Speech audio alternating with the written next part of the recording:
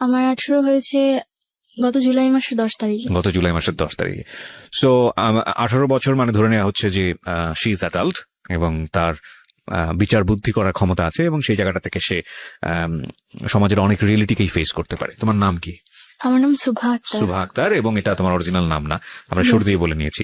এটা এই কারণেই বলছি যে সুভা এবং ওর ভয়েস এই দুটো যদি অন্য কারোর সঙ্গে মিলে যায় সেটা অবশ্যই আমি বারবার বলবো যে this is not real thing, কারণ আজকের স্টোরিটা অনেক সেন্সিটিভ এবং এই দুটোই এখানে পরিবর্তন করা হয়েছে। সো ওর রিয়েল পরিচয় সবকিছু আমরা গোপন রাখছি। জন্ম হয়েছে এখানেই, বড় হয়েছে। ওকে, ঠিক আছে, শুরু করো। তুমি কেন ফিল করলা, তার আগে বলো তো, আমি তোমার স্টোরিটা কিছুটা জানি, কেন ফিল করলা যে এই ধরনের গল্প তুমি সিক্রেটসে এসে বলবা? আমি এই কারণে বলতে চাচ্ছি যে আমাদের সমাজে এমন অনেক মেয়ে আছে যাদের পরিবারে এরকম অনেক ঘটনা ঘটছে, কিন্তু সবাই কিন্তু বলতে পারছে না। আবার অনেক সময় আবার অনেক সময় হচ্ছে যে অনেকে জিনিসগুলো ফেস করে মেনে নিচ্ছে, আবার অনেকে খারাপ পথ বেছে নিচ্ছে। সো তার চেয়ে যদি কেউ আমার কথাটা শুনে নিজের বুদ্ধি খাটিয়ে যদি কোনো ভালো কিছু করে, অন্তত তার জীবনে কিছু পরিবর্তন আসতে পারে। সো তুমি এই পার্সপেক্টিভ থেকে এটা বলছো।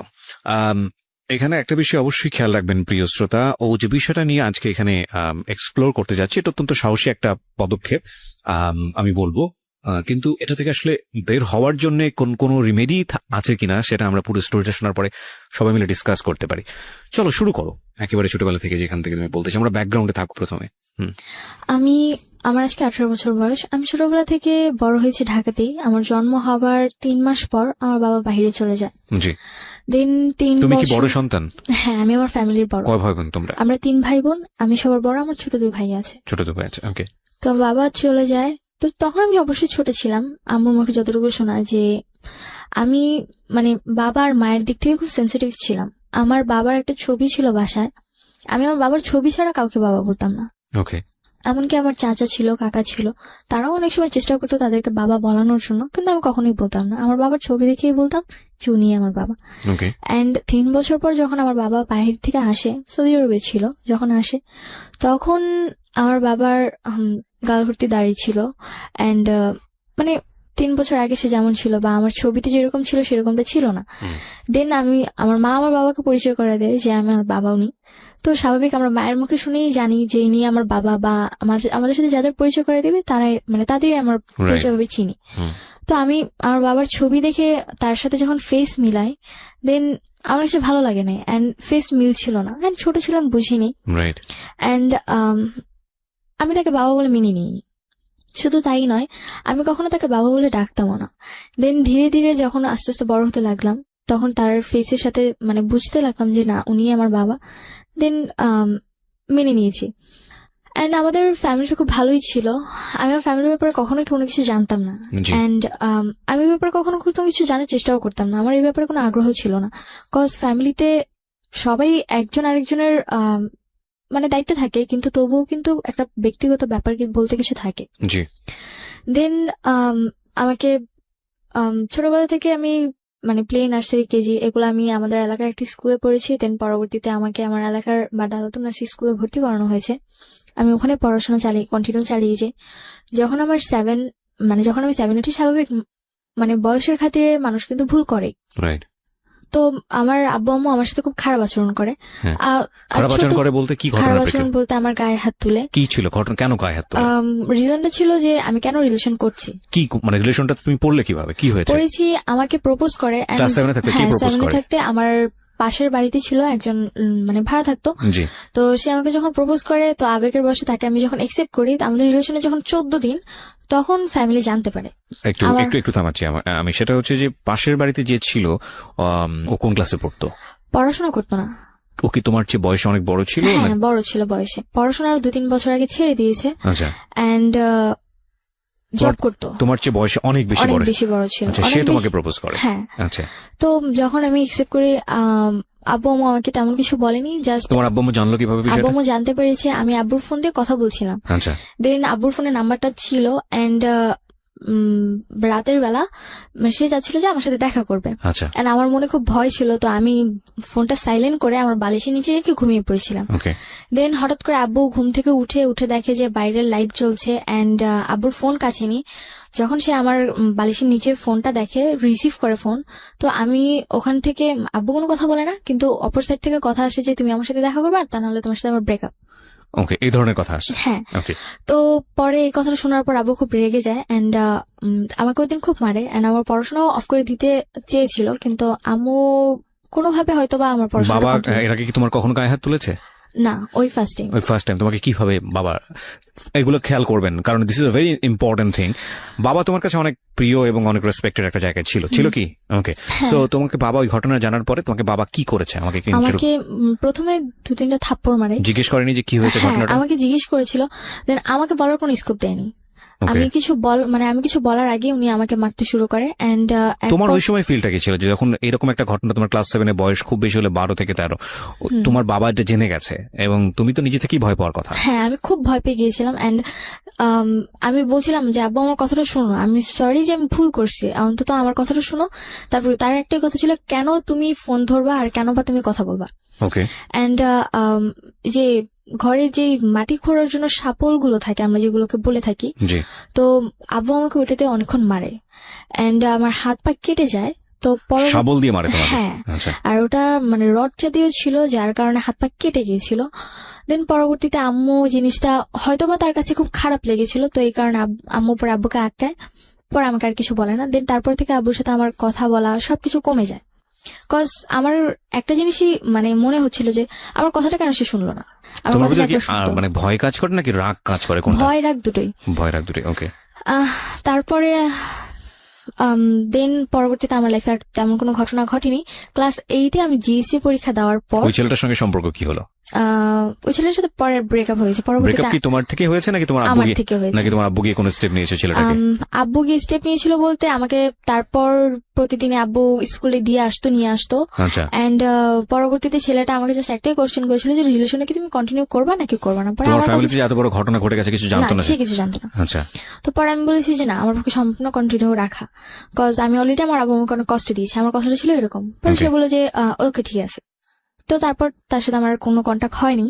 অবশ্য তার নাম্বারটা আমার মুখস্থ ছিল না, আমি কার্ড থেকে তার নাম্বার অলওয়েজ তুলতাম, আর কার্ডটা পরবর্তীতে আব্বু আমার ব্যাগ থেকে ফেলে দেয়, যার কারণে আমার পরবর্তীতে আর কোনো কথা হয়নি।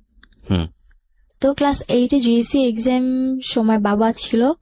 দেন জিএসসি এক্সাম শেষ ডিসেম্বর 1 তারিখে বাবা কাতার চলে যায়। আচ্ছা, এন্ড তারপরে আব্বু যে আবার 1 মাস পর আম্মু আমার হাতে একটা ফোন ধরিয়ে দেয়।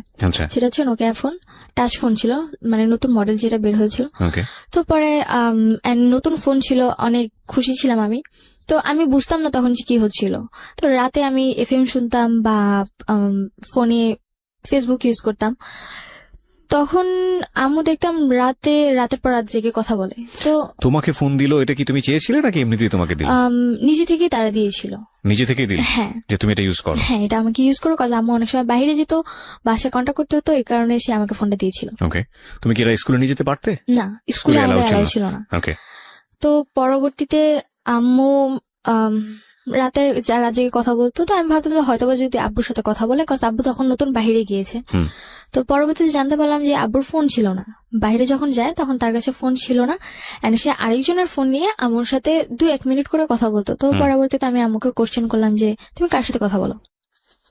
পরে আম্মু বললো যে আমার এক রিলেটিভের সাথে কথা বলি। আর কথাটা হচ্ছে যে আম্মুর বিয়ের আগে, আম্মুর বিয়ে হয়েছিল 18 বছর, আই মিন এসএসসি এক্সামের আগে। তো তার আগে তার একটা রিলেশন ছিল। দেন রিলেশন ছিল, সে তাকে খুব লাভ করতেন, তাদের মধ্যে খুব ঘনিষ্ঠ সম্পর্ক ছিল। এন্ড যখন আম্মুর ফ্যামিলিটা জানতে পারে, আমাকে একটা বিয়ে দিয়ে দেয়। সেটাই তোমার বাবা ছিল? না, সে ছিল একটা স্কুল মাস্টার ছিল। তার সাথে যখন আমার মায়ের বিয়ে দেয়, তারপর 6 মাস সংসার হয়। দেন আম্মু নাকি তার সাথে সংসার করতে চায়নি, যার কারণে সেখান থেকে আম্মু চলে আসে। পরবর্তীতে তাদের ডিভোর্স করিয়ে দেওয়া হয়। এন্ড তার 3 মাস পর আমার আব্বুর সাথে বিয়ে হয়। এটা কি তোমার আব্বু আম্মু কি এটা কি অ্যারেঞ্জ ম্যারেজ ছিল নাকি ফ্যামিলি? অ্যারেঞ্জ ম্যারেজ ছিল, দুপক্ষ থেকে অ্যারেঞ্জ ছিল। ওকে, তো আমি এই ব্যাপারগুলো জানতাম না। কোথা থেকে জেনেছো তুমি এটা? আমার একটা ফ্রেন্ড ছিল, আমার আম্মুর আবার বান্ধবী ছিল, তো তার মেয়ে আবার আমার ফ্রেন্ড। এখানে একটু মাফ করবেন প্রিয় শ্রোতা, আজকে আমি প্রচুর ইন্টারাপ্ট করবো। সাধারণত আমি গল্পে কখনো ইন্টারাপ্ট করি না, মানে সচেতন ভাবেই পুরো গল্পটা শুনে যাই এবং লাস্টে গিয়ে কথা বলি। কিন্তু আজকে ইন্টারাপ্ট করার বিশেষ কারণ আছে, কারণ আমি চাই গল্পের ভেতরটা, ব্যাকগ্রাউন্ডটা খুব চমৎকার ভাবে উঠে আসুক। নইলে সামনে আমরা যে সিচুয়েশনটা ফেস করতে যাচ্ছি সেটার অনেক প্রশ্নের উত্তরই মিলবে না। কজ আমরা যে ব্যাকগ্রাউন্ডটা আপনারা আছেন, এই ব্যাকগ্রাউন্ডটা খুব ভালো করে শুনবেন, প্রত্যেকটা বিষয় খুব ভালো করে শুনবেন। অলরেডি আমরা দুটো ঘটনার মুখোমুখি হয়েছি। নাম্বার 1, সেটা হচ্ছে ক্লাস 7-এ থাকতে ওকে যেভাবে একটা ঘটনার প্রেক্ষাপট ওকে যেভাবে টর্চার করা হলো সেটাও খুব ভালোভাবে নিতে পারেনি, যদিও বিষয়টা পরবর্তীতে মিনিমাইজ হয়ে গেছে, কিন্তু সাবসিকুয়েন্ট মাইন্ডে বিষয়টা থাকার কথা। 2 নাম্বার হচ্ছে হলো ও ফোন না চাইতে ওকে ফোন দেওয়া হয়েছে, যেটা ওর ভাষ্য। আর আরেকটি বিষয় খেয়াল রাখবেন, এখানে ও যেটা বলছে সেটাই যে স্পষ্টভাবে সবকিছু সত্য সেটা নয়, তবে সেটাকে বিশ্বাসযোগ্য জায়গায় নিয়ে যাওয়ার জন্যই আমাদের এত বেশি প্রশ্ন। হ্যাঁ, তো এই বিষয়টা তুমি কবে জেনেছো? জেনেছি আমার বাবা যাওয়ার 1 মাস কি 1.5 মাস পর। 1 মাস কি 1.5 মাস পর জানার পরে তুমি তোমার মাকে এটা জিজ্ঞেস করেছো? হ্যাঁ। আচ্ছা। তো আমি যখন আমার ফ্রেন্ডের আম্মুর মুখ থেকে কথাটা শুনি, আমি মানে অবাক হয়ে যাই যে how is that possible. And আমি ছোটবেলা থেকেই বিয়ে করা বা একজনের সাথে ফিজিক্যাল করা বা আরেকজনের সাথে করা, এই জিনিসগুলো আমার খুব অপছন্দনীয় ছিল। আমি এগুলো কখনোই পছন্দ করতাম না। তো পরবর্তীতে আমার মানে খুব খারাপ লাগে যে আমি এমন একটা মায়ের মেয়ে, তবুও মানে এটা মনে হয়েছিল যে না, এখন হয়তো বা আমার মা খুব ভালো হয়ে গেছে বা সে হ্যাপি আছে আমার বাবাকে নিয়ে। তুমি কি করলে জানার পরে? জানার পর আমি বাসায় আসছি, সেদিন আমি আম্মুকে কিছুই বলি না। পরের দিনটা ছিল ফ্রাইডে, তো আমার স্কুল অফ ছিল। আমি ঘুম থেকে উঠছি ওই দিন 10টার দিকে, এন্ড উঠার পর আমার মানে মন মানসিকতা অতটা ভালো ছিল না। এন্ড আম্মু আমাকে বকাবকি করতেছিল যে কেন তুমি এত লেট করে ঘুম থেকে উঠছো, আর এত লেট করে কেউ ঘুম থেকে উঠে পড়াশোনা করো না, শুধু বাইরে আড্ডা মারো, আবার ফোন নিয়ে সারাক্ষণ টিপাটিপি করতে থাকো, কেন তুমি এগুলো করছো? তো পরবর্তীতে আমি আম্মুকে কোশ্চেন করলাম যে একটা সময় তো তুমি এগুলো করছো। আমার কথাটা ফার্স্টে এরকম ছিল, ফার্স্ট ছিল যে একটা সময় তুমি এরকম করেছো। Note that point please. হ্যাঁ। এন্ড পরবর্তীতে আম্মু বলল যে আমি এগুলো করেছি মানে। তো আম্মু তখন রুটি বানাচ্ছিল, হাতে বেলুন ছিল। পরে আমি বললাম যে কেন তুমি করনি, তোমার আগে একটা রিলেশন ছিল, এন্ড পরবর্তীতে জানলাম যে তোমার আরো নাকি আরেকটা বিয়েও ছিল। তো আমি তোমার মেয়ে, আমি তোমার সাথে যেমন সবকিছু শেয়ার করি, তোমার উচিত আমার সাথে সবকিছু শেয়ার করা, কারণ আমরা বন্ধু। পরে আম্মু আমাকে মানে হয়তো তার মাথা বেশি গরম হয়ে গিয়েছিল, কথা বলার ধরনটা হয়তো আমার ভালো ছিল না, তাই কারণে উনি আমাকে বেলুন দিয়ে 2টা বাড়ি মারে। হ্যাঁ, এন্ড তখন আমার মাথা আরো বেশি গরম হয়েছে যে আমি অলরেডি জেনেছি অন্য কারোর কাছ থেকে, তোমাকে জিজ্ঞাসা করছি, তুমি আমাকে সুন্দরভাবে অ্যান্সার না দিয়ে তুমি আমার গায়ে হাত তুলছো কেন? তো আমি পরবর্তীতে আমার সাথে অনেক তর্ক করি, আমি আর কোনো কথা বলি না। তোমাকে একটু থামাচ্ছি, দুটো পয়েন্ট আমরা গিয়েছি এবং দুটো পয়েন্টই খুব সেন্সিটিভ পয়েন্ট। আমি কারণ গল্পটা যখন সামনের দিকে চলে যাবে তখন আপনারা এগুলো ভুলে যাবেন, আমি দুটো পয়েন্টে একটু 2 মিনিট কথা বলতে চাই। নাম্বার 1, যখন ওকে গায়ে হাত তোলা হলো ক্লাস 7 অবস্থায়, ওর একটা সম্পর্কে জড়িয়ে যাওয়া, এবং এই সময় ওর কিন্তু ভালো মন্দ বোঝার বয়স না। এই বিষয়টা প্যারেন্টসদের খুবই সেন্সিটিভলি ডিল করা উচিত। কেন ডিল করা উচিত? ওর লাইফে একটা সময় সম্পর্ক আসবে, সেটা খুব স্বাভাবিকভাবেই হবে। ওকে প্রথমেই যদি এই ধরনের একটা ধারণা দিয়ে দেওয়া হয়, তাহলে স্বাভাবিকভাবেই অন্য কোনো যখন পরিণত বয়সে একটা সম্পর্ক আসার কথা, তখন ওর মাথার মধ্যে কিন্তু এই জিনিসটা কাজ করবে, যেটা খুব খারাপ জিনিস, এবং ওইটা তো স্বাভাবিক হতে পারবে না। এটা একটা। আরেকটা বিষয় যেটা যে এতে হিতে বিপরীত হতে পারে, মানে ওর গায়ে যেভাবে হাত তোলা হয়েছে তাতে করে কিন্তু খুব রাফ ডিসিশন নিয়ে ফেলতে পারে, কারণ বয়সটা খুবই ইয়াং বয়স। তো সেই জায়গাটা থেকে ওকে ডিল করা উচিত ছিল খুব সফটলি, যেটা প্যারেন্টস করেননি। মায়ের ভুলটা দেখেন, ও হ্যাঁ এটা এখানে ওরও একটা ভুল আছে, সেটা হচ্ছে যে যখন ওর বান্ধবীর মায়ের কাছ থেকে বিষয়টা জানলো, ওর উচিত ছিল মাকে এসে জিজ্ঞেস করা যে মা এরকম ঘটনা ঘটেছে কিনা। খুব স্বাভাবিকভাবেই একটা সন্তান ওই বয়সে সে ভালো মন্দ বোঝে না, তার খারাপ লাগাটা খুব স্বাভাবিক, কারণ যেহেতু ওর স্বাভাবিকভাবেই এই জিনিসটাকে প্রেজেন্ট করা হয়েছে, কিন্তু ও সেটা করেনি। এবং এর প্রেক্ষাপটে ওর মা এসে যেই ব্যবহারটা করলো সেটা আরো ভয়ানক রকমের ভুল। একটা জিনিস আমরা হয়তো একসেপ্ট করে নিলাম, যেহেতু ওর বয়স ছোট এবং ও যেহেতু বিষয়টা বোঝেনি, ও এসে ও মাকে ওইভাবে বলতে পারেনি, সে কারণে সে খুব রাফলি জিনিসটাকে প্রেজেন্ট করেছে। কিন্তু ওর মার উচিত ছিল বিষয়টা ওর কাছ থেকে খুব সুন্দর করে জেনে তারপর ওকে খুব সুন্দর করে বুঝিয়ে দেয়া। আমরা যেই প্রযুক্তির যুগে বসবাস করি, সেখানে আমাদের সন্তানেরা আমাদের অতীত জানবে না, এটা হতেই পারে না। আমাদের অতীত তারা জানবেই। একটা সময় যদি আপনি ভুল করে থাকেন বা কোনো একটা বিপদের মধ্যে পড়ে থাকেন বা যাই কিছু করে থাকেন না কেন, এই প্রযুক্তির যুগে সবকিছু ডকুমেন্ট থেকে যায় এবং একটা সময় গিয়ে আপনার সন্তান সেটা জানবেই। সুতরাং সেটার জন্য আপনার একটু প্রিপেয়ার থাকা উচিত যে আপনি বিষয়টাকে কত সফটলি আপনি আপনার সন্তানকে খুব সুন্দর করে জিনিসটা বোঝাবেন, যাতে করে তার মানসিকভাবে কোনো ধরনের সে বিপর্যয়ের মুখে না পড়ে। হ্যাঁ বলো, তারপর? তারপর থেকে গায়ে হাত তুললো। পরে আম্মুর সাথে আমার কোনো কথা বলি না, আমি রাগ করে আম্মুর সাথে কথা বলি না। কিন্তু ওই প্রশ্নের উত্তর কি দিল তোমার মা যখন বললা এটা? প্রশ্নের পরবর্তীতে আম্মু আমাকে আর কিছু বলেনি, শুধু গায়ে হাত তুলেছে। আর পরে এটাই বলেছে যে আমাদের ব্যাপারে তোমার না জানলেও চলবে। Oh this is a big mistake okay. And এটা বলেছিল যে আমাদের ব্যাপারে তোমার না জানলেও চলবে, এন্ড নিজের লাইফের ব্যাপার ফোকাস দাও, তোমার ফ্যামিলির ব্যাপারে এত কিছু জানার প্রয়োজন নেই। আমরা এখানে একটা বিরতি নিব প্রিয় শ্রোতা। আজকে আমি প্রথমেই বলে নিচ্ছি আমি অনেক বেশি ইন্টারাপ্ট করব, কারণ স্টোরির প্রয়োজনেই, এবং আপনারা ধৈর্য ধরে শেষ পর্যন্ত শুনবেন। This is a big family crisis. আজকের এই গল্পটা থেকে অনেক ছেলে মেয়েই বা অনেক ফ্যামিলি হয়তো বা তাদের চিন্তা ভাবনার জায়গাটা পরিবর্তন করবেন। দেখুন, আমরা সমাজে এত কিছু নিয়ে কথা বলি, সমাজে এত প্রবলেম নিয়ে কথা বলি, কিন্তু ঘরের ভেতরে একটা শিশুর সুস্থভাবে বেড়ে ওঠার জন্য তার যে মানসিক পরিবেশটা প্রয়োজন, এবং একই সাথে বাবা মা শিশুর সাথে কি আচরণটা করবেন বা কোন জায়গাটায় প্রাইভেসি মেনটেন করবেন, বা প্রাইভেসি যদি ওপেন হয়ে যায় তাহলে সেটাকে কিভাবে ডিল করবেন, সেই বিষয়টা নিয়ে কিন্তু কোথাও কোনো আমাদের না আছে এডুকেশন প্রতিষ্ঠানে, না আছে কোথাও সামাজিকভাবে কোনো শিক্ষা। কিন্তু this is a very very important part for our social life এবং ফ্যামিলি লাইফ। সেটার হয়তো আজকে একটা খুব ভালো দিক নির্দেশনা হয়তো আজকের এই এপিসোড থেকে আসবে।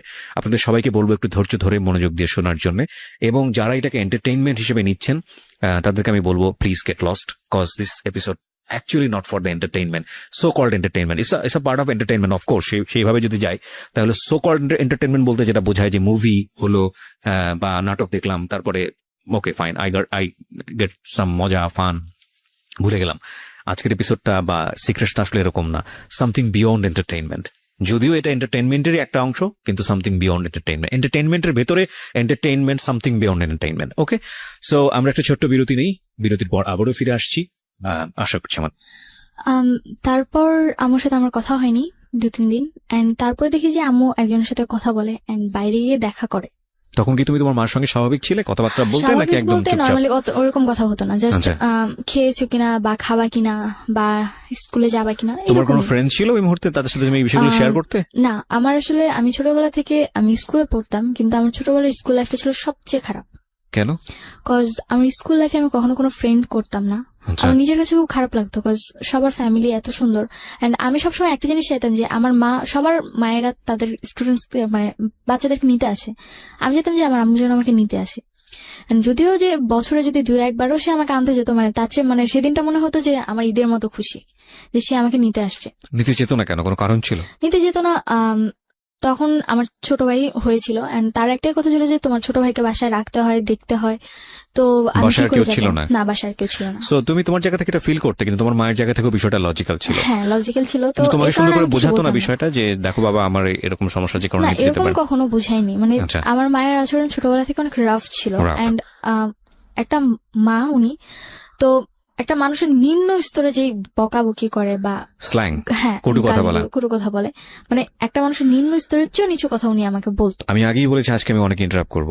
আমি আপনাদের যারা রেডিওতে এটা শুনছেন তাদের হয়তো মনে হতে পারে যেটা কিভাবে সম্ভব। আমি আমার এটা গিবত হয়ে যাবে, আল্লাহ মাফ করুক। আমি জাস্ট একটা এক্সাম্পল দিই। আমার পাশের বাসায় এরকম একটা ঘটনা ঘটে রেগুলারলি। মেয়েটার বয়স আমি জানি না, এবং হঠাৎ করে সেদিন আমি শুনছিলাম, বাসায় ছিলাম অল্প সময়ের জন্য, মা এবং মেয়ের কনভারসেশন। মা মেয়েকে যেভাবে গালি দিচ্ছে, যে কথাগুলো বলছে, সেটা আমার কাছে কোয়াইট আনথিঙ্কেবল মনে হয়েছে। এবং মাঝে মাঝে দেখছিলাম যে মেয়েটার প্রতিবাদ করছে, ছোট ছোট অল্প অল্প প্রতিবাদ করছে। তোমার একটা সময় মনে হচ্ছিল যে এই মেয়েটার ভয়েসটা একটা সময় লাউড হয়ে যাবে, মা তখন আর কিছু বলতে পারবে না।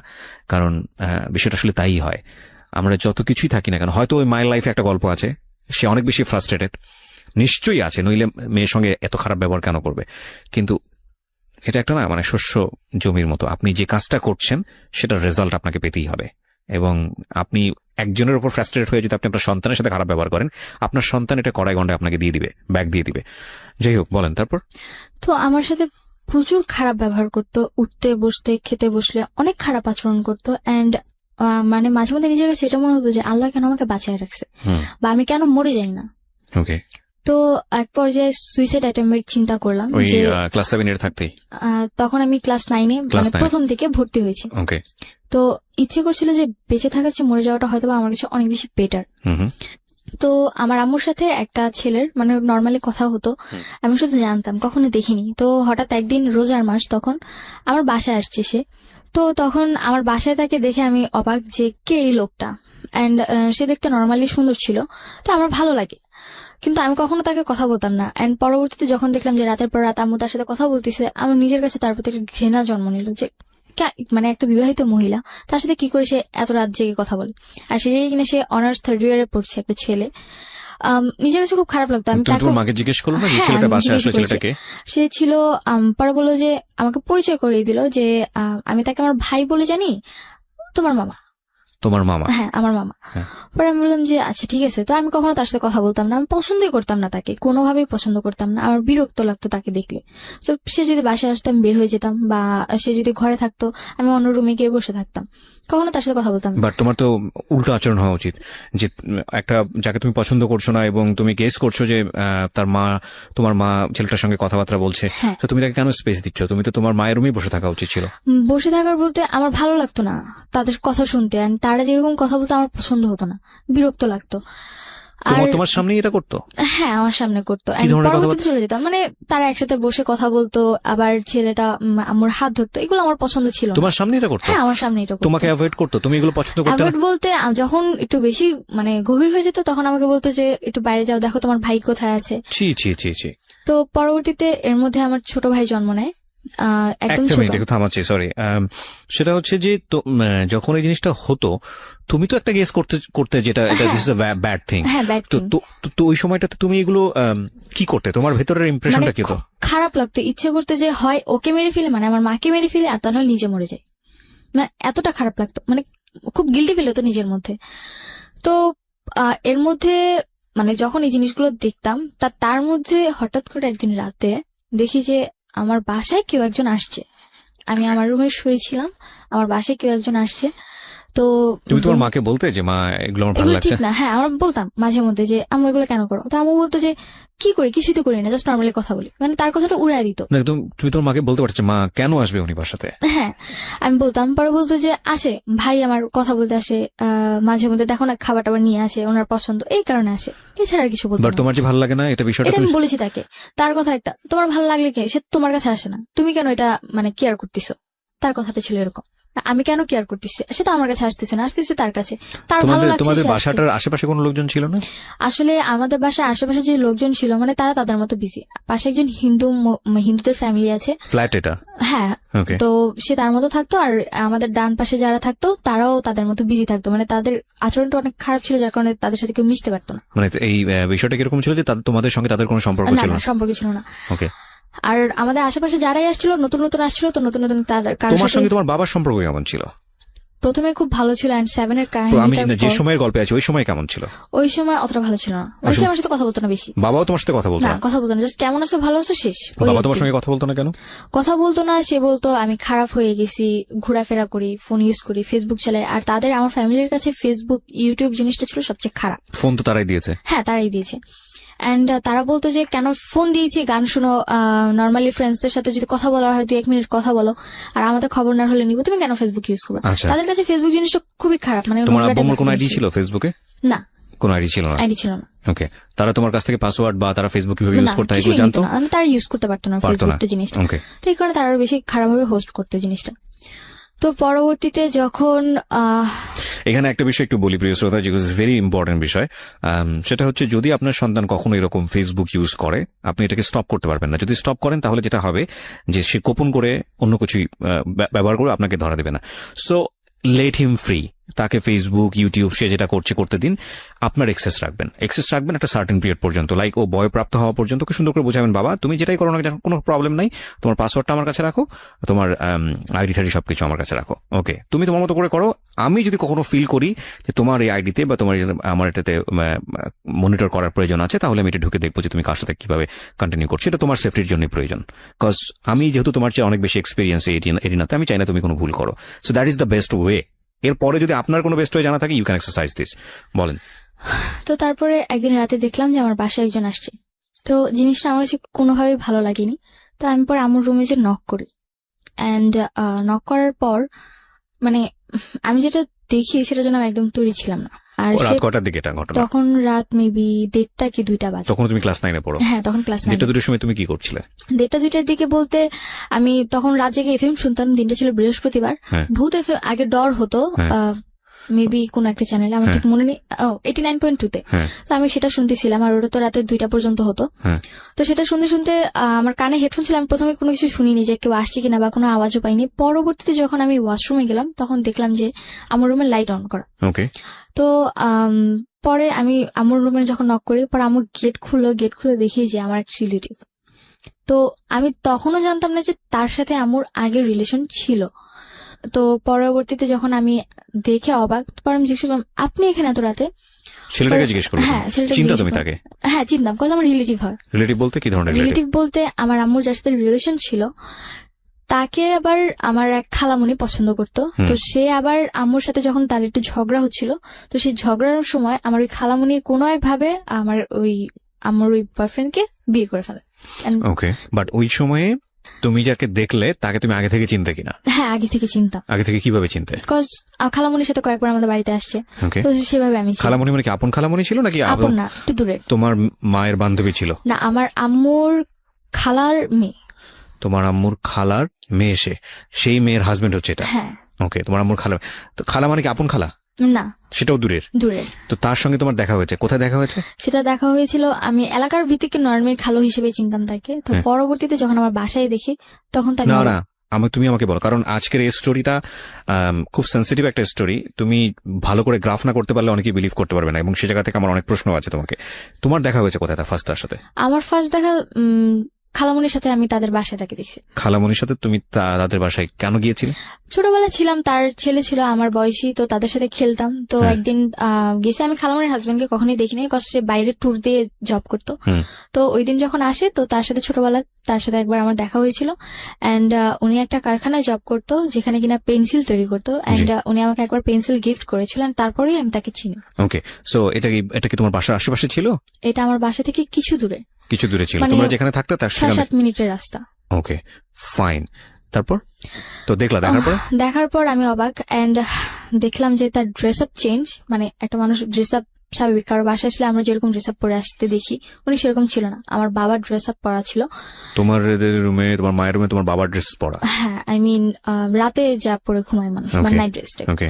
তো পরবর্তীতে আমি যখন আস্ক করলাম, পরে মানে তোমার 2 ভাই কই ছিল? আমার 2 ভাই ঘুমোচ্ছিল তোমার মায়ের রুমেই? হ্যাঁ, আমার রুমে, আর আমি আলাদা রুমে ঘুমাতাম। ওদের বয়স কত ছিল তখন? আমার বয়স, তোমার 2 ভাইয়ের বয়স? আমার 2 ভাইয়ের একজনের বয়স ছিল মেবি 4 বছরের মতো, আরেকজন একদমই ছোট, কি 6-7 মাস। তোমাদের রুম কটা ছিল বাসায়? বাসায় 3 রুম ছিল। বাসায় 3টা রুম ছিল। একটাতে তোমার মা থাকতো ভাইদেরকে নিয়ে? হ্যাঁ। একটাতে তুমি থাকতে? আরেক রুম খালি ছিল। এক রুম গেস্টের জন্য বা খালি ছিল? ওকে, হ্যাঁ। তো পরবর্তীতে যখন আমি দেখলাম, আমার মাথা প্রচন্ড পরিমাণে গরম হয়ে যায়, কেন তিনি তার সাথে এত রাতে মিট করবে। এন্ড আমি আম্মুর সাথে খুব খারাপ আচরণ করি, ঝগড়া করি ওই সময়, তখনই তার সামনেই ঝগড়া করতে থাকি। এন্ড পরবর্তীতে সে যখন এই জিনিসগুলো দেখে, চেঁচামেচি হতে থাকে, আশেপাশে মানুষও চলে আসতে পারে, এই ভয়ে উনি ড্রেস আপ চেঞ্জ করে চলে গেছে।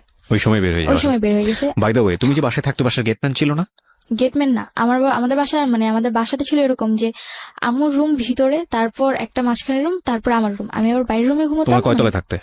তালা বলতে আমাদের তালা সিস্টেম নেই, মানে একতলাই সবকিছু টিন সেট, মানে তালা সিস্টেম, একতলা, উপরে ছাদ, মানে পুরো বাসাটাই ছাদ ঢালাই করা একতলা বাসা। ওকে, বাসায় কোনো গেটম্যান ছিল না? ওকে। তো গেটে তালা দেওয়া সবকিছু আম্মুই করতো।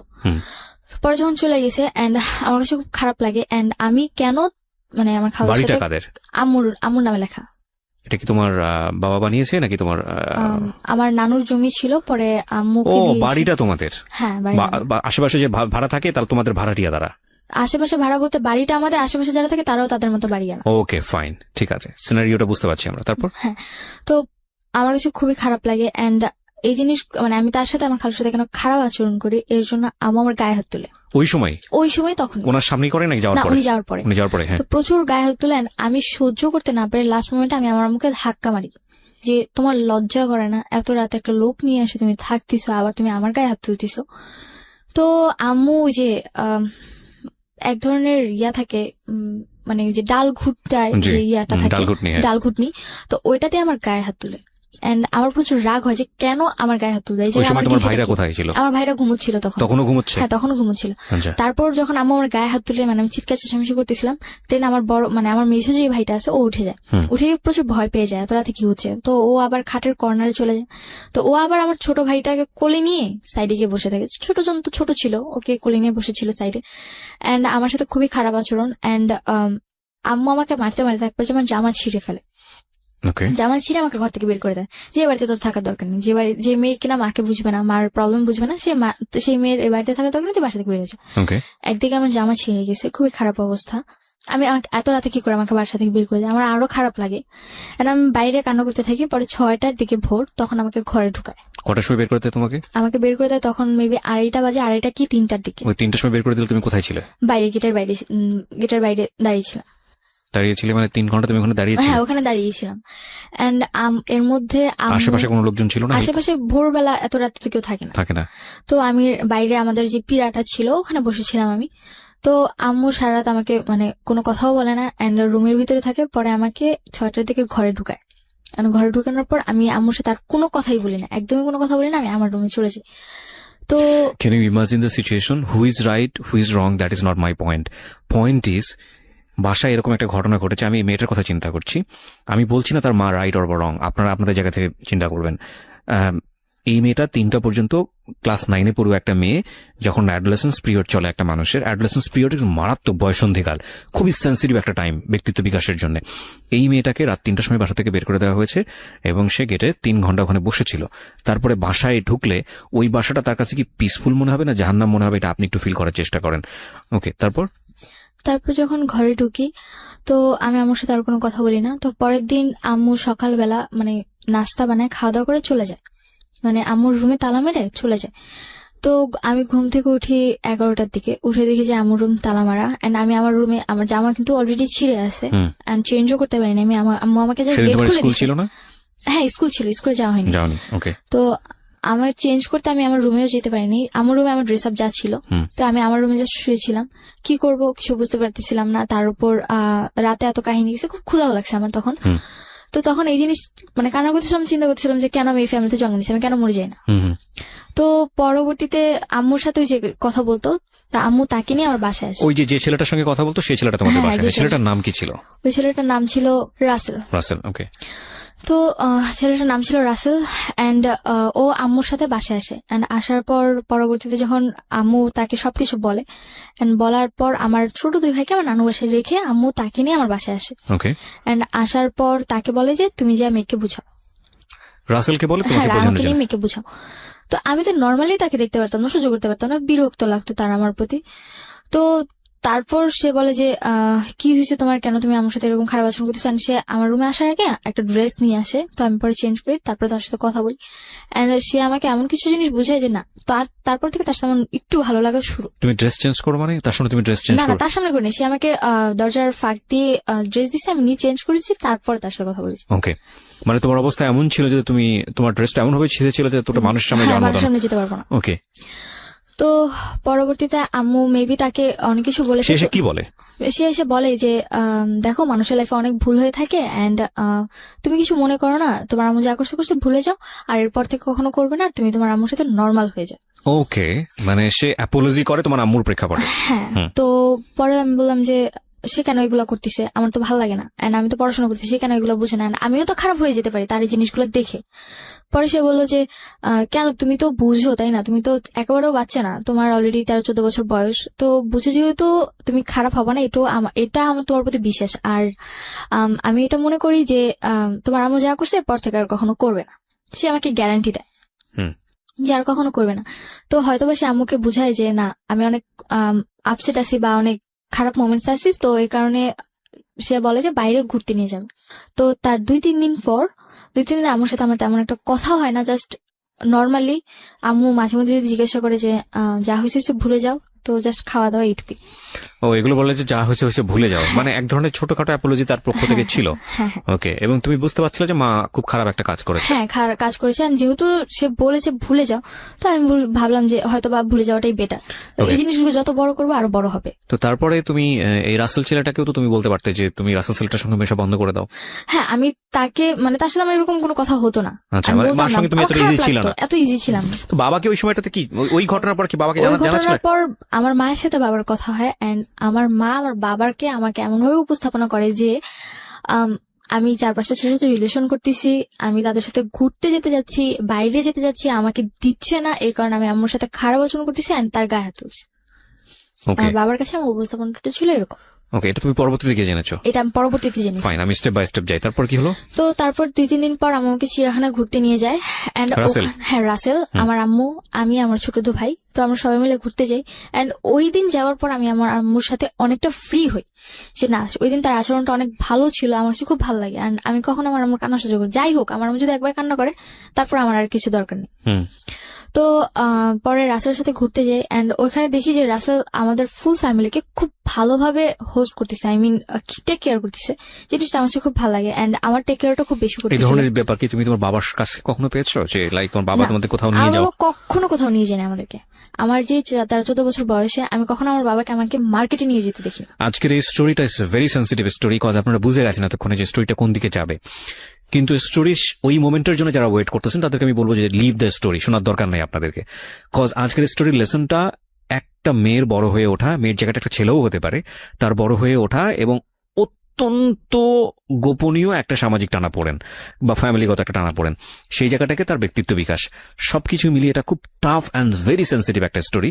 এবং এই জায়গাটা থেকে আপনাদের যদি কিছু নেবার থাকে যে না আমি আমার সন্তানকে কিভাবে বড় করবো, আমার সন্তানের সাথে আমার আচরণটা কি হওয়া উচিত, বা সন্তান হয়ে বাবা মার প্রতি আমার কি পরিমাণ রেসপেক্ট দেখানো উচিত, কোন জায়গাটাতে আমাকে প্রাইভেসি মেনটেন করা উচিত, কোন জায়গাটাকে আমাকে এক্সপ্লোর করা উচিত, তাহলে বলতে পারবো আমাদের সিক্রেটটা সার্থক। আর যারা এন্টারটেনমেন্ট হিসেবে নিচ্ছেন যে না কি হয় কি হয় কি হয় দেখার জন্য, প্লিজ লিভ দ্য স্টোরি। বলো তারপর। তারপর বাইরে ঘুরতে যাই, তার টেক কেয়ারিংটা আমার খুব ভালো লাগে, যে সে আমাদের উপর খুব ভালো কেয়ার করে, এন্ড তার আচরণটা আমার কাছে খুব ভালো লাগে। এন্ড তারপরে তার সাথে আমি অনেকটা ফ্রি, মানে রাসেলের সাথে আমি অনেকটা ফ্রি কথাবার্তা বলি। তো তখন এপ্রিল মাস, মানে ভ্যালেন্টাইন ডে, তো না এপ্রিল মাস বৈশাখ, পয়লা বৈশাখ। এন্ড পয়লা বৈশাখে সে আমাকে একটা ফুল কিনে দেয়। এন্ড আমার স্কুলে প্রোগ্রাম ছিল, প্রত্যেক পয়লা বৈশাখে আমার স্কুলে প্রোগ্রাম হয়, তো আমি স্কুলে যাব, এন্ড আমার খোপার জন্য ফুল লাগবে, ফুল ছিল না, তো এ কারণে উনি পরবর্তীতে আমাকে যখন ফুল কিনে দেয় আমার খুব ভালো লাগে। এটা তোমার মা জানতো? হ্যাঁ, আম্মু বলেই কিনে দিয়েছিল। তো তখন আম্মুর সাথে রাসেলের কন্টিনিউ কথা হচ্ছে। তো তোমাদের বাসায় আসা যাওয়া করে? হ্যাঁ, আসা যাওয়া হচ্ছে। এন্ড আমি প্রাইভেট টাইম পাস করে? হ্যাঁ, প্রাইভেট, মানে আমি যখন থাকি না তখন আসে, বা আমি যখন ঘুমোচ্ছি তখন এসে কথা বলে, বা আমি যখন রুমে চলে গেছি তখন তাদের মধ্যে একটু ডিস্টেন্স রাখি, যে হয়তো বা বুঝতে পেরেছি যে আমার এগুলো পছন্দ না তখন। তো পরবর্তীতে তখন এই সময়টাতে কি তুমি তোমার বাবাকে রাসেল সম্পর্কে বলেছো? যে সময়টা তুমি তখনও বলনি? তখনও বলিনি। এই প্রাইভেসিটা তুমি মেইনটেইন করেছো কেন? সিক্রেটটা তুমি মেইনটেইন করেছো কেন? এই জিনিসটা আমি মেইনটেইন করেছি কজ আমার বাবার সাথে আমার মাসে 2-3 মাসে একবার কথা হতো। 2-3 মাসে একবার? তাও কেমন আছো, ভালো আছো কিনা, এইটুকুই। তার মানে বুঝুন আপনি যে ওর কি পরিমাণ দূরত্ব ছিল ওর বাবার সাথে এবং ওর মায়ের সাথে। বলেন তারপর পয়লা বৈশাখ গেল, এন্ড পয়লা বৈশাখের পর রাসেল আমাকে প্রপোজ করে। প্রপোজ করাটা কিরকম ছিল? প্রপোজ করাটা এরকম ছিল যে ও পরের দিন সিলেট চলে যাচ্ছে, আগের দিন রাতে বাসায় মিট করতে আসে আমার ফুল ফ্যামিলির সাথে। তখন কোথায় থাকতো? ও থাকতো আমার বাসা থেকে 2-3 মিনিট দূরে একটা বিল্ডিং এ থাকতো। ওখানে কি ভাড়া থাকতো? ভাড়া থাকতো। ভাড়া থেকে পড়াশোনা করতো? পড়াশোনা করতো। আচ্ছা, এবং ওর বাড়ি কোথায় ছিল? ওর বাড়ি ছিল বরিশাল বরগুনা। বরিশাল বরগুনাতে। এখানে থেকে সে পড়াশোনা করতো? শুধুই পড়াশোনা করতো? শুধু পড়াশোনা করতো। ইউনিভার্সিটিতে পড়তো? হ্যাঁ, তিতুমিরে 3rd ইয়ারে পড়তো। তিতুমিরে 3rd ইয়ার পড়তো। ওকে, বলো তারপর।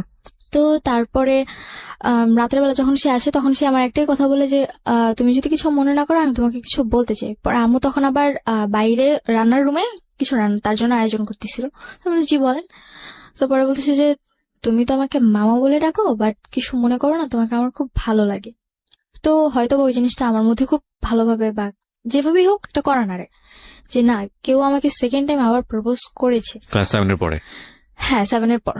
তারপর সে ওইটা বলে চলে যায়। সে আমাকে বলে যদি তোমার ভালো লাগে তাহলে আমাকে আজকে রাতে অন্তত একটা বারের জন্য হলো ফোন দিও, মানে একটা মিসড কল দিও অন্তত। তারপর আমি সেদিন তার সাথে আমার কোনো কন্ট্যাক্ট নেই, মানে আমি তাকে আর ফোন দিই না। আর আমার ফোনে ওরকম ভাবে ব্যালেন্স ভরাও হতো না যে আমি কাউকে ফোন দিতে পারবো।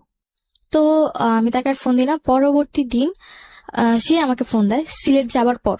ওই দিন রাতে তার বাস ছিল, সিলেট চলে গেছিল, তারপর আমাকে ফোন দেয়। আমরা এখানে একটা বিরতি নেব প্রিয় শ্রোতা, ছোট্ট একটা বিরতি। আশা করছি আমাদের সাথেই থাকবেন। আমরা আমাদের আজকের এই এপিসোডটি আপলোড করেছি আমাদের ইউটিউব চ্যানেলে। ওখানে আপনারা সুভার ছবি দেখতে পারবেন, যতটুকু দেখানো সম্ভব হয় ততটুকুই। আমাদের ইউটিউবের ঠিকানা হচ্ছে www.youtube.com/dfm904। আমি আবারও বলছি youtube.com/dfm904। আপনারা চ্যানেলটি অবশ্যই সাবস্ক্রাইব করে আবারও ফিরছি আমাদের সুভার কাছে। হ্যাঁ, সিলেটে গেল। হ্যাঁ, তারপর যখন উনি পরের দিন আমাকে ফোন দিল, তারপর আমাকে বললো যে তোমার কি আমাকে কোনোভাবে ভালো লাগে না যে তুমি আমাকে একটাবার ফোন দিলা না? আমি বললাম যে আমার ফোনে ব্যালেন্স ছিল না, তাই আমি ফোন দিতে পারিনি। তো যখন এই কথা বলি তখন বলে যে থাক, আমার আর কোনো অ্যান্সারের প্রয়োজন নেই, আমি অ্যান্সার পেয়ে গেছি। পরে তার সাথে আমার কন্টিনিউ কথা বলা। তো পরবর্তী দিন থেকে আম্মুর ফোনে দেখি যে যেহেতু আমি রাসেলের সাথে কথা বলছি, তার মানে আমার আম্মুর ফোন যদি ওয়েটিং এ থাকে বা কথা বলে, সে আরেকজনের সাথে কথা বলছে। তো পরে আমি রাসেলকে কোশ্চেন করলাম যে আপনি কেন আম্মুর সাথে কথা বলতেন? পরে সে বললো যে আমি তো জাস্ট আপা হিসেবে তার সাথে কথা বলতাম নর্মালি, এছাড়া আর কিছুই না। আর আমি আমার লাইফের ব্যাপারে বা আমার ফ্যামিলি মেম্বারের ব্যাপারে কথা বলতাম, আদার্স কিছু না। বললাম যে তাহলে যে আপনি হাত ধরতেন এগুলো, সেগুলো তো জাস্ট বোন হিসেবে আমি তার হাত ধরতাম। এটা কি মানে ভালো লাগা বা প্রপোজিং এর একদম প্রিলিমিনারি পর্যায়ে তখনই কি তুমি জিজ্ঞেস করলে এটা এই বিষয়গুলো, নাকি তার আগে জিজ্ঞেস করে? না, আগে তো না, পরে মানে তোমাকে ভালো লাগার করার পরে? হ্যাঁ, ভালো লাগা প্রপোজ করার পর। তো যখন এই কথাগুলো বলি তো প্রত্যেকটা কথারই মানে এমন একটা অ্যান্সার ছিল যে না, মানে সে এগুলোর ভিতরে কোনোভাবে ইনভলভ না। তো তখন রাসেল সিলেটে, তো আমি তো বাড়িতে। তো আমি ঠিক তার 2-3 দিন পর আমি সেম ভাবে রাতে বাসায় ঘুমোচ্ছিলাম। ওই দিন হয়তো বা আমি রাতে কোনো FM শুনতে শুনতে ঘুমিয়ে পড়েছি, আমার রাতে মানে কানে হেডফোন। তো আমার ওই ব্যাপারে আর হুঁশ নেই যে না, আমার কানে হেডফোন দিয়ে আমি ঘুমিয়ে পড়েছি। প্রপোজটা কি তুমি অ্যাকসেপ্ট করেছিলে? এক্সেপ্ট বলতে আমি জাস্ট বলেছিলাম যে আমি ফোন দিতে পারিনি। তো সে বলেছে আমি আমার অ্যান্সার পেয়ে গেছি। তো এখানে আমাদের মধ্যে কেউই কাউকে আই লাভ ইউ যে জিনিসটা থাকে ওটা কেউই কাউকে বলেনি। বাট তোমাদের থেকে কি ভালো লাগা শুরু হয়েছিল? হ্যাঁ, তখন শুরু হয়েছিল। এগুলো পয়েন্ট করবেন প্রিয় শ্রোতা। ওকে, তারপর? তো পরে দেখি যে রাতের বেলা, তখন মেবি রাতের 3:30 কি 4:45 কাছাকাছি এরকম টাইম। তখন দেখি যে আমার কানে এখনো রেডিও চলছে এন্ড ফোনে চার্জ একদম ব্যাটারি লো। তো পরে আমি উঠে ফোনের চার্জারটা আমার রুমে ছিল না, আমি আম্মুর রুমে চার্জার আনতে গেছি। তো আমাদের বাড়িতে কেউই রুম নক করে ঘুমোতো না। তো ওই দিন রাতেও দেখলাম যে আম্মুর রুম মানে নক ছিল না, ভিড়ানো ছিল এরকম টাইপের, কিন্তু ডিম লাইটটা অন ছিল, যেটা কিনা আম্মু অন করে ঘুমায় না। তো আমি ভাবলাম যে আম্মু হয়তো ঘুমিয়ে গেছে, রুমে গিয়ে ডিম লাইট অফ করে দিই। অ্যান্ড আমি রুমে ঢুকে এর আগের বার তো জাস্ট আমার খালুকে দেখেছিলাম আমি নক করার পর তারা গেট খুলে, কিন্তু পরবর্তীবার আমি আবার ওপেনলি মানে যা দেখি সেটার জন্য আমি প্রপারলি প্রস্তুত ছিলাম না, একদমই না। অ্যান্ড আমার হাত থেকে ফোনটা পড়ে যায়, ব্যাটারি খুলে যায় ফোনের। টাচ ফোন ছিল তো, টাচটা ফেটে গিয়েছিল। তো আমি দেখে মানে একদমই সহ্য করতে পারিনি। দরজাটা, আম্মুর রুমের দরজাটা জোরে মানে আটকে দিয়ে আমি আমার রুমে এসে দরজা আটকে মানে কি করবো তখন, মানে বাঁচবো না মরে যাবো সেটা চিন্তা করতেছিলাম। মানে কি ছিল বিষয়টা? বিষয়টা ছিল যে আমাদের যে বাসার গলিটা, ওই গলির প্রথম ঢুকতেই একটা বাড়ি থাকে, ওই বাড়িতে একটা ছেলে থাকতো। তো ও আবার মার্কেটে জব করতো। তো ওর সাথে নাকি আমার কথা আগে থেকেই মোটামুটি ছিল। এন্ড সেদিন আমি স্টোরি জানতে চাচ্ছি না, তুমি আনএক্সপেক্টেড কাউকে ওখানে দেখেছো? হ্যাঁ, আনএক্সপেক্টেড, মানে আমি নর্মালি তাকে ওরকম ভাবে চিনতাম না। যে যাকে দেখলে তুমি ওই রাতের পরে তাকে চিনেছো না তার আগে তুমি তাকে চিনতে?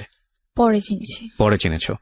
সো ওকে, আমি সিচুয়েশন গুলো জানি। তারপরে তোমার রুমে আসার পরে কি হলো? তো আমি আমার রুমে এসে দরজা আটকে দিই এন্ড পরবর্তীতে আম্মু ড্রেস আপ চেঞ্জ করে পরে আমার রুমে এসে নক করতে থাকে আর ওই লোকটা ওখান থেকে চলে যায়। তো আমি রুমের দরজা খুলি না। তখন আমি কি করবো, আমার জাস্ট একটাই চিন্তা যে আমি মানে খুব কান্না করতেছিলাম। আমি চিন্তা করছিলাম যে কেন আমি এখনো এই জিনিসগুলো দেখার জন্য আমাকে বাঁচায়। পুরো বাড়িতে কোনো পুরুষ মানুষ থাকতো না? না, কোনো পুরুষ মানুষ থাকতো না।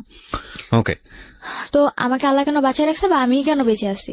এন্ড তখন চিন্তা করলাম যে থাক, বেঁচে থাক, এইগুলা দেখার চেয়ে মরে যাওয়াটা বেটার। তো তখন রাসেলের সাথে আমার ওরকম কথা নেই, কজ সিলেট যাবার পর জাস্ট ওই ফ্রি টাইম যখন হতো তো মানে ঘুরতে যেত, এই কারণে কথা বলতে পারতাম সিলেটে না। সে কেন গিয়েছিল? তার বাড়ি তো সিলেট বরিশালে। গিয়েছিল, বাড়ি না, তার সিলেট গিয়েছিল, তার মেঝো ভাই ওখানে থেকে জব করতো, তো আচ্ছা। মেঝো ভাইয়ের সাথে দেখা করতে দেখা করতে গিয়েছিল। গিয়েছিল। তখন রাসেল কোথায়? সিলেটে। সিলেটে। ওকে। তো কি করবো বুঝতে পারতেছিলাম না, মানে মাথায় কোনো কাজই করতেছিল না। পরে আমি মানে চিন্তা করলাম যে আমি সুইসাইড করে ফেলি, ওই রাতে? আমার বাঁচার কোনো দরকার নেই। কজ বারবার সরি বলার পরও যে এই জিনিসগুলো হচ্ছে, তারপর বেঁচে থেকে আমার আর কি লাভ। তো আমি চিন্তা করি যে ফ্যানের সাথে নিজের গলায় দড়ি দিব, আমার বাঁচার কোনো দরকারই নেই। আর যেখানে বাবার সাথে আমার অতটা মানে কথাবার্তা নেই, আমি কাউকে আমার কথাগুলো শেয়ার করতে পারতেছি না, আমার তেমন কোনো ফ্রেন্ডসও নেই, আমার স্কুলে অতটা যাওয়া হচ্ছে না, আর বাসায় এরকম সিচুয়েশন, তো একটা মেয়ে সিচুয়েশনে থাকলে কি করে আমি কোনোভাবে একসেপ্ট করতে পারতেছিলাম না। তো আম্মু অনেকবার, অ্যান্ড আমার মানে অলরেডি ফ্যানের সাথে দড়ি মানে আমার ওড়না বাঁধাও শেষ, এন্ড আম্মু প্রচুর নক করতেছিল যে আম্মু হয়তো ভয় পাচ্ছিল যে আমি যদিও কিছু করে ফেলি। তো পর আম্মু মানে মানে নক করতে করতে সে একটা পর্যায়ে আমাকে এটা বলে ফেলে যে তোর যদি মরার ইচ্ছে থাকে আমার বাড়িতে না মরে আমার বাড়ি থেকে চলে যায় মর, কজ তুই যদি আমার বাড়িতে মরস পুলিশ এসে তো আমার এই ধরবে যে হয়তোবা আমার কোনো কারণে তুই মরতেছিস, তার তোর যদি মরার ইচ্ছে থাকে মরার অনেক জায়গা আছে, তুই যেমন এমনকি এমন ভাবে ইন্ডিকেট করে বলছে তুই তো সাঁতার জানোস না, হাতে ঝিলে যাও ওখানে গিয়ে ঝাঁপ দিয়ে পানিতে গিয়ে মরে যা। আরো বেশি খারাপ লাগছিল যে কি বলছে এগুলো। দেন হাউ মাচ মানে ডেসপারেট শি ইজ। আমি জানি না কোনটা সত্য কোনটা মিথ্যা, কজ সেটা জাজমেন্ট করার অধিকারও এই শো নাই, এবং সেটা করা সম্ভব না, কারণ it's not an investigative show. But এগুলো একটা ফ্যামিলিতে যদি হয় কি অবস্থা দাঁড়াবে, এবং মানে যে পক্ষর কথা বলছে সে পক্ষ কতটা ডেসপারেট এই বিষয়টাতে, ভয়ানক। বলুন তারপর আম্মু এরকম কথা যখন বারবার বলতেছিল তখন এতটা রাগ হলো নিজের ভিতর যে না, মরে গেলে তো মরেই গেলাম, মরে গেলে না কেউ আমার ব্যাপারে কিছু জানলো বা আমি না কাউকে কিছু বলতে পারতেছি না, আমি আমার মাকে ভালো করতে পারতেছি, তো আমি মরে গিয়ে কি করবো? তার চেয়ে ভালো মানে যতটুকু মানে তখন মনে হচ্ছিল যে না আমি একটা যুদ্ধের ময়দানে চলে এসেছি, আমাকে ফাইট করে বাঁচতে হবে। এখন যদি আমি ফাইট না করতে পারি তাহলে আমাকে কেউ মেরে ফেলবে। ক্লাস 9-এ পড়ো তখন? তখন আমি ক্লাস 9-এ, আর মাঝামাঝি সময় মানে জুন জুলাই এরকম। পড়াশোনা করতে পারতে? পড়াশোনা বলতে আমার ওরকম পড়াশোনা হতো না, পরীক্ষার আগে রাতে যদি একটু পড়তাম তা ওই অব্দি হতো। তোমার গ্রুপ কি ছিল? আমার গ্রুপ ছিল কমার্স। কমার্সে, ওকে। এন্ড ছোটবেলা থেকেই মানে আমার আম্মু যেটা বলতো যে আমার বেশি পড়ার প্রয়োজন হতো না, যদি আমি অল্প পড়তাম তাহলে আমার মানে সিলেবাস কভার হয়ে যেত। তো কি করব বুঝতে পারতেছিলাম না, পরে আমি গেট খুললাম, এন্ড গেট খুলে আম্মু দেখে যে মানে ওড়নাটা ফ্যানের সাথে বাঁধা। পরে আম্মু আমার হাত ধরে মানে চুলের মুঠি ধরে আমাকে তার রুমে নিয়ে গিয়ে ধাক্কা মারে, এন্ড কি বলে ওয়াইড্রপ যে থাকে সেটার সাথে লেগে আমার কপালটা কেটে যায়। এন্ড যখন আমার কপাল কেটে যায় তো পরে বলে যে তোর যখন এতই মরার ইচ্ছে এখানে কেন তুই মরবি, তুই বাইরে গিয়ে মর, তোর দরকার নেই এখানে থাকার বা এখানে বাঁচার। তো এই কথাগুলো যখন বলতেছিল খুব খারাপ লাগতেছিল, এন্ড পরবর্তীতে সে আমাকে বেলুন নিয়ে মারতে শুরু করে, এন্ড আমি লাস্ট অব্দি সহ্য করতে না পেরে তার মানে সে যেমন আমাকে মারছে আমিও তাকে মারছি। মানে তুমিও গায়ে হাত তুলে? হ্যাঁ, গায়ে হাত তুলছি লাস্ট অব্দি, কজ আমার সহ্য করার ক্ষমতা নেই। কজ এখন যদি আমি গায়ে হাত না তুলি তো হয় আমি মরে যাব, আর তা না হলে মানে কোনো একটা কিছু করে ফেলবো, অঘটন। তো তার চেয়ে ভালো দেখি কি হয়। তো আমি তার গায়ে হাত তুলি, এন্ড লাস্ট আমি তাকে মানে জাস্ট মানে যে ডাল ঘুটনি ছিল ওটা দিয়ে তার পায়ে দুটো বাড়ি দিই, এর বেশি আর কিছু করি না। এন্ড এই জিনিসটা সহ্য করতে পারে না। ওই রাতে আমার মামাদেরকে, আমার খালামুনিকে, আমার নানুকে ফোন করে আম্মু ডাকায় আনে যে দেখো তোমাদের মেয়েগুলা কি করতেছে। তো পরে মামার সবাই আসলেন, আমার তো মাথায় একদমই সেন্স নাই বলতে গেলে। এরকম আমি সবার সামনে চিৎকার করে বলতেছি আমার কি দোষ দেখতেছো তোমরা, আমি কি করছি, আমি গায়ে হাত তুলে দোষ করছি? তাহলে ও যে রাতের পর রাত ছেলে এনে বাসায় থাকে, লোক এনে বাসায় থাকে, এটা কি ওর দোষ না? তুই তো গাড়ি করছিলি? হ্যাঁ, তুই তো করে বলছি। তো পরে মামারা বলতেছিল যে এই মেয়ে তো পুরো খারাপ হয়ে গেছে, এর তো মানে মামাদের কথা এরকম ছিল যে আমি পুরোপুরি খারাপ হয়ে গেছি, এন্ড মায়ের নামে আজে বাজে কথা বলতেছি, সে যাই অন্যায় করুক না কেন সে আমার মা। কিন্তু আমার মাথায় তো ওটা নেই যে না সে আমার মা, সে কেন অন্যায় করছে, আমার কথা এটা কেন করবে, এইটুকু আমার মাথায় ছিল। এন্ড মামার আমার সাথে প্রচুর খারাপ আচরণ করতেছিল। তুমি যেগুলো বলছো সেগুলোকে তারা একদমই বিশ্বাস করতেছে না। এন্ড পরবর্তীতে মামারা বলতেছে যে তুই কোনো কথা বলিস না, ওরে মানে পুলিশদের ধরে দে। মানে আমার এক বড় মামা ছিল যে সে বলতেছিল যে ওকে পুলিশদের ধরে দে, বল যে মাকে খুন করতে গেছে, পুলিশদের ধরা দিলে দেখবি এমনি জেলের ভাত খেয়ে ঠিক হয়ে যাবে। আবার নানু বলতেছিল যে এত কিছুর দরকার নেই, তাবিজ করে ডাক, দেখবি যে তুই যা বলবি তাই শুনবে। এরকম উল্টাপাল্টা কথা বলতেছিল। তখন তো আমার মাথায় আরো রক্ত যে আমি একটা প্রবলেমে পড়ে তাদেরকে এই জিনিসগুলো বলতেছি, অথচ তারা আমার সাথে এত খারাপ কেন? নোবডি লিসনিং ইউ, তারা আমার তোমাকে কোনো কেউ কথাই কেউ শুনতেছে না। শুনছে না। মানে আচ্ছা। আমি বলতে গেলে কোনো ফেল না একটা মানুষ, মানে আমি যা বলছি সবই বানোয়াট বলছি, কোনো সত্যি কথা বলছি না। খুব ক্রিটিক্যাল সিচুয়েশন প্রিয় শ্রোতা, এখানে যদি কেউ শুনেও সমাধানটা কি হবে খুবই ক্রিটিক্যাল। একটু চিন্তা করবেন, আপনারা আপনাদের জায়গা থেকে হয়তোবা মার দিকে আঙ্গুল তুলছেন, হয়তোবা কি তাই তুলছেন, আমি ডেফিনেটলি শিওর, কিন্তু মা আর মেয়ের সম্পর্ক তো যেটাই হোক না কেন, মা আর মেয়ের সম্পর্ক, এই জায়গাটা কিন্তু একটা সমাধানের জায়গায় আসতে হবে। এবং এটার সমাধানটা কি? কজ এমন একটা হস্টিলিটি সম্পর্ক গ্রো করেছে দুজনের মধ্যে, এবং এত ভয়ানক একটা রিজনে যেখানে সমাধান দেওয়ার মতো কেউ নেই, এবং পুরোপুরি ওর পক্ষে কেউ নেই, সবাই নিচ্ছে ওর মায়ের পক্ষে। সেটাই হয়তোবা তাদের জায়গা থেকে স্বাভাবিক ছিল। এবং এটা আসলে কোন জিনিসটাকে কাটবে, পক্ষ নিলেই বা এটার সমাধানটা কি হবে? মানে এর চেয়ে ডিফিকাল্ট মোমেন্ট মার লাইফ থেকেও কখনো এসছে কিনা জানি না, এবং ওর লাইফে তো অফকোর্স আমি জানি না শেষ পর্যন্ত সেটার কি হয়েছে। তবে যারা আজকের এই গল্পটা শুনে অনেকে বিশ্বাস করতে পারছেন না, তাদেরকে আমি বলবো আপনি নিশ্চয়ই পত্রপত্রিকা পড়েন, আপনি নিশ্চয়ই লাস্ট 2-4-5 বছরের ঘটনা যদি একটু পেছন দিকে যান, এইরকম একটা প্রেমের সম্পর্ক এবং অবৈধ সম্পর্কের কারণে নিজের ছেলে মেয়েকে মেরে ফেলেছে, এবং নিজের ছেলে মেয়েকে মেরে পত্রিকার শিরোনাম হয়েছে, হেডলাইন হয়েছে, এরকম অসংখ্য ঘটনা আপনি পাবেন। সো এতটা অবাক হওয়ার কিছু নাই। রেডিওতে ফর দ্য ফার্স্ট টাইম আমি বলি যে এইরকম একটা ডেসপারেট স্টোরি উঠে আসতেছে, আমরা চেষ্টা করতেছি এটার সমাধান খোঁজার জন্য। আমরা বিরতি নিচ্ছি প্রিয় শ্রোতা, এখানে আরেকটা ছোট্ট বিরতি নিব, বিরতির পর আমি নিশ্চয়ই ফিরে আসবো, আশা করছি আমার সাথেই থাকবেন। ছোট্ট একটা বিরতি, ঠিক রাত 12। তারপর ওই দিন রাতে পরে মামারা আমাকে উল্টাপাল্টা কথা বলে, এন্ড পরবর্তীতে মামা বলে যে আমার রুমে আমাকে দিয়ে যায়, এন্ড বলে যে তুই এই রুম থেকে বের হবি না, তুই যদি রুম থেকে বের হস তাহলে সত্যি সত্যি তোকে আমি পুলিশে দিয়ে দিব। এরকম কথা বলতেছিল। পরে আমি আমার রুমে চলে যাই, আমি আর কিচ্ছু বলি না। মামারা পরে চলে যায়। পরের দিন সকালবেলা আমার আশেপাশের মানুষ যে রাতে চিৎকার চেঁচামেচি হয়েছে, তো ওগুলো শুনছে। তো পাশের বাড়ির কয়েকজন আসছেন, মানে 3-4টা নানু আসছে। জিজ্ঞেস করলো যে কি হয়েছে। তো আম্মু আবার সকালবেলায় মানে এর আগের বারের মতো গেটে তালা দিয়ে চলে গেছে নানু বাসায়। তারপর আমি সবাই বললাম যে এরকম কাহিনী হয়েছে। পরে বলতেছে তাহলে তুই তো বাবাকে জানা। তো আমি তাদের কাছ থেকে ফার্স্ট ইন্সপিরেশন পাই যে না, আমি আমার বাবাকে জানাবো। কারা এটা বলে? আমার পাশের বাড়ির লোকেরা, আমার প্রতিবেশীরা। তো পরে আমি বাবারে ফোন দিই। তো এর আগেই নাকি আমার আম্মু উল্টা পাল্টা অনেক কথা আমার বাবারে বলে রাখছে। তুমি অনেক আগে আমাকে বলেছো। হ্যাঁ। তো পরে আমি যখন বাবারে ফোন দিই, মানে বাবার ডিরেক্টলি নাম্বার, আমার বাবার মুখস্থ ছিল নাম্বার, তো আমি ওই নাম্বারে ফোন দিই।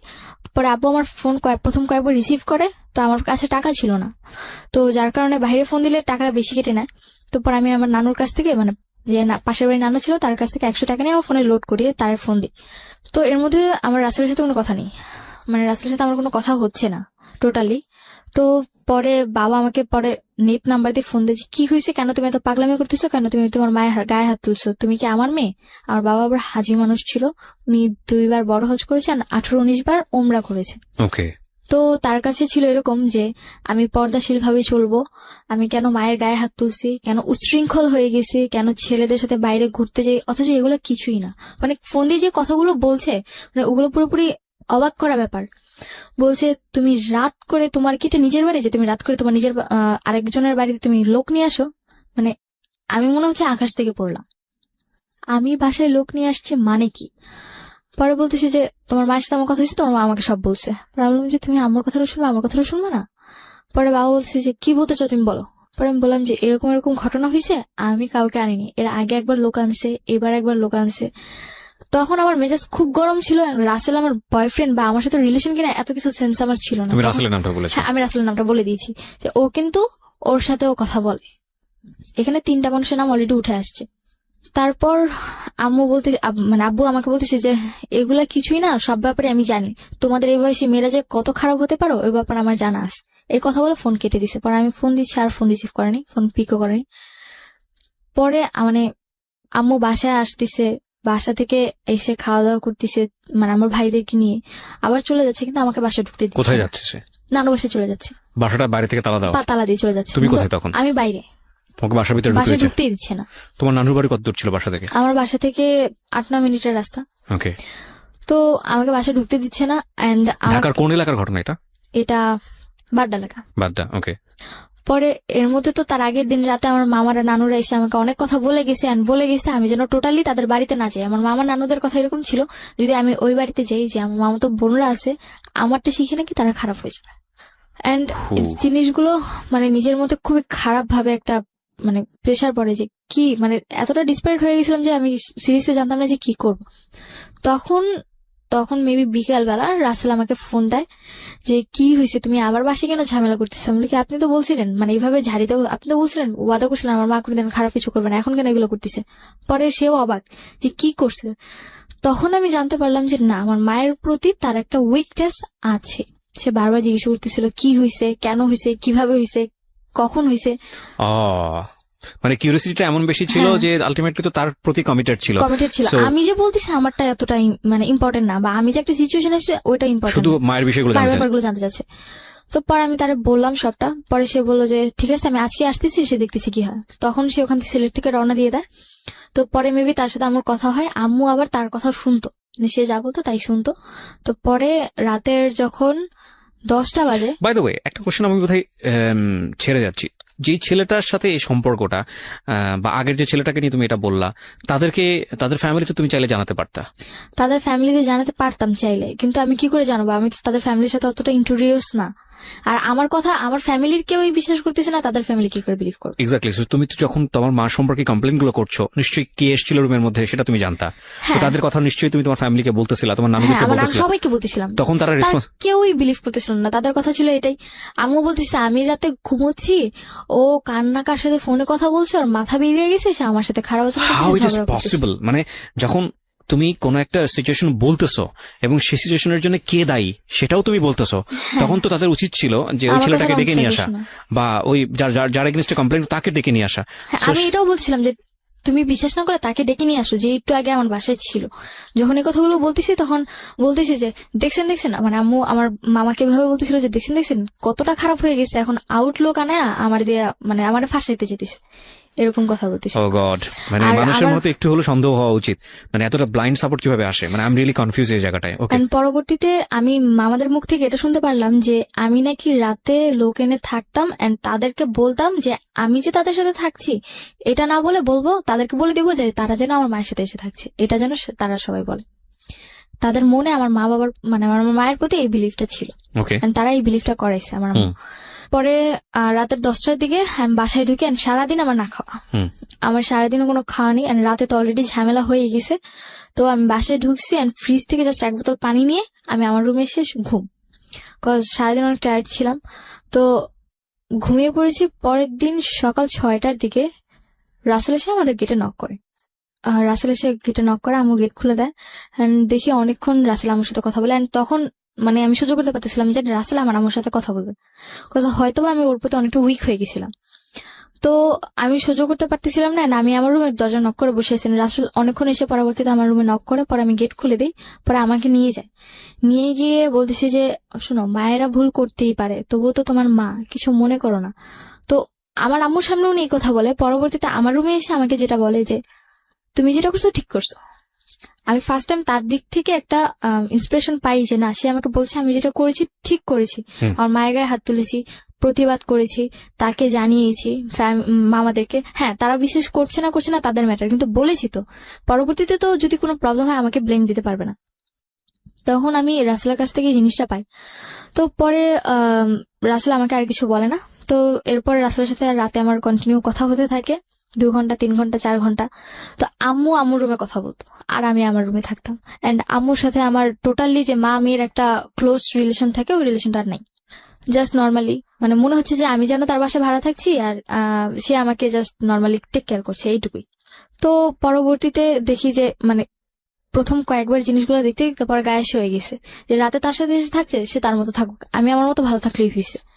আমি আমার পড়াশোনাটা কন্টিনিউ করছি। প্রতিদিন রাতেই দেখছি একজন আসছে। কোন ক্লাসে থাকতে যেন দেশের বাইরে গিয়েছিল? ক্লাস 8 লাস্ট থেকে। এই যে 8 এর পর থেকে এতগুলো ঘটনা তুমি দেখছো, এর আগে তো দেখতা না এরকম বাসায় আসা? কিছুই দেখতাম না। এর মাঝখানে তোমার বাবা আসেনি? না, এর মাঝখানে কতদিন পর আসতো তোমার বাবা? বাবা যাবার পর 3 বছর পর এসেছিল। পরে গেছে। কি করতো উনি? বিদেশে কি করতো? উনি বাইরে একটা কোম্পানি জব করতো। উনি কি ছুটি পেতো না নাকি উনি আসতো না? ছুটি না বলতে ছুটি দেওয়া হতো না, ওদের কন্ট্রাক্ট ছিল 5 বছর আগে ছুটি দিবে না, তবে 3 বছর পর যদি চায় তাহলে 2 মাসের ছুটি দিবে। ওকে, ঠিক আছে, বলো তারপর তুমি রাসেলের সঙ্গে যে ঘন্টার পর ঘন্টা কথা বলছো, এটা তোমার মা জানতো ওই সময়? মা জানতো বলতে জানতো কথা বলে, কিন্তু কার সাথে কথা বলে এটা জানতো না। ওকে। তো পরে আমার সাথে যদি রাসেলের 3টা অব্দি কথা হতো, 3টার পর থেকে আবার রাসেল আম্মুর সাথে কথা বলতো।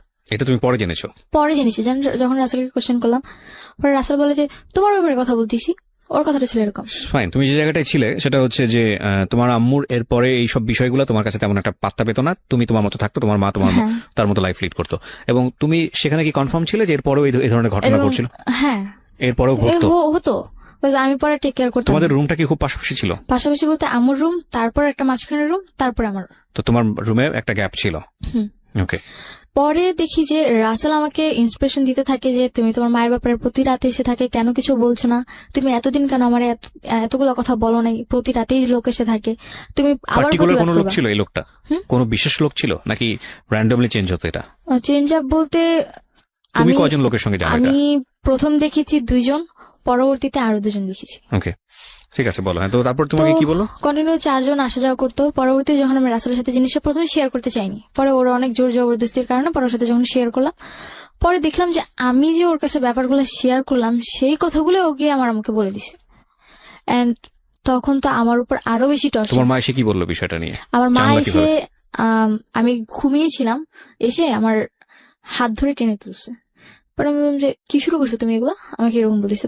আমি কি শুরু করলাম, বলে কি যে তাহলে তো একটা কাজ করতে পারো, মাইক নিয়ে মসজিদে গিয়ে মাইক নিয়ে ফুল এলাকাকে জানো আমি কি করি না করি, আর তোমার কথা কেউ বিশ্বাস করবে না, ছোটবেলা থেকে আমি এলাকার মানুষ হয়েছি, তো আমার কথাই সবাই বিশ্বাস করবে। আমার কথাটা ছিল এরকম। যে আমি কি বলছি, মানে তখন আমি পুরো আমি কি বলছি আমি কিচ্ছু বুঝতে পারতেছি না। পরে বললো যে তুমি কি মনে করো আমি কি কিছুই জানি না, আমি তো সবই জানি, তুমি রাসেলকে এইসব কথা বলছো, কেন বলছো এগুলা, কি চাও তুমি এগুলা। তো পরে আমি বললাম যে আমি কি বলছি তুমি রাসেলকে ডাক দাও, তারপর জিজ্ঞেস করি।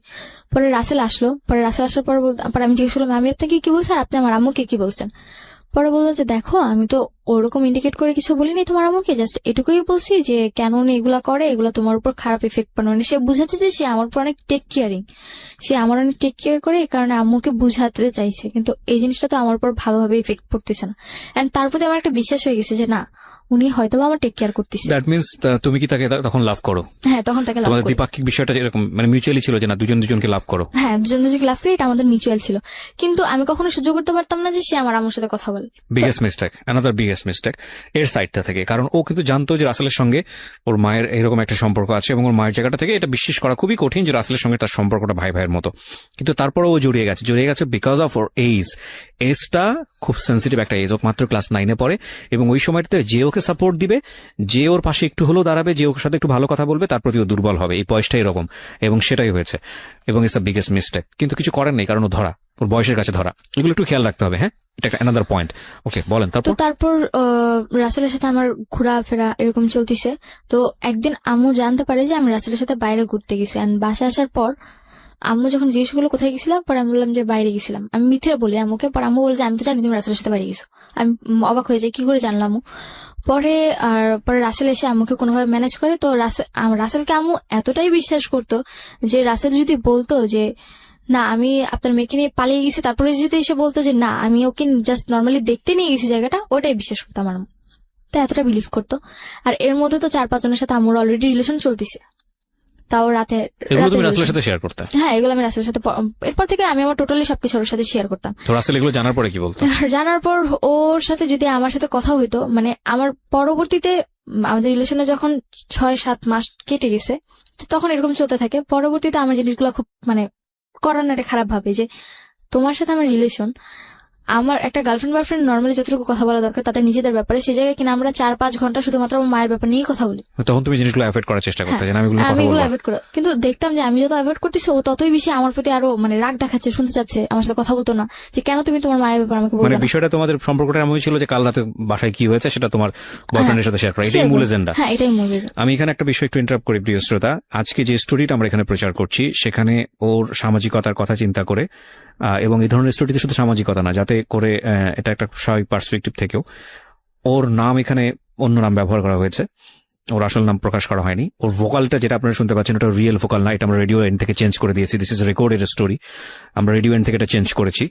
এবং শুধু তাই না, ও যত নাম এখানে ব্যবহার করছে, যত পরিচয় এখানে এসছে, প্রত্যেকটা জিনিস হচ্ছে ফেক।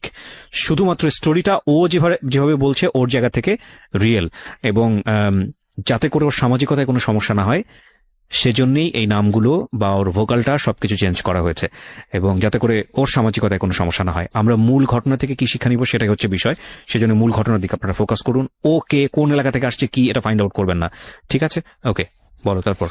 তো এর মধ্যে আবার জানতে পারি যে আম্মু আমার ব্যাপারে যে 4-5 জনের সাথে তার রিলেশন ছিল, সে তাদেরকে কন্টিনিউ আমার ব্যাপারে খারাপ কথা বলে যেত।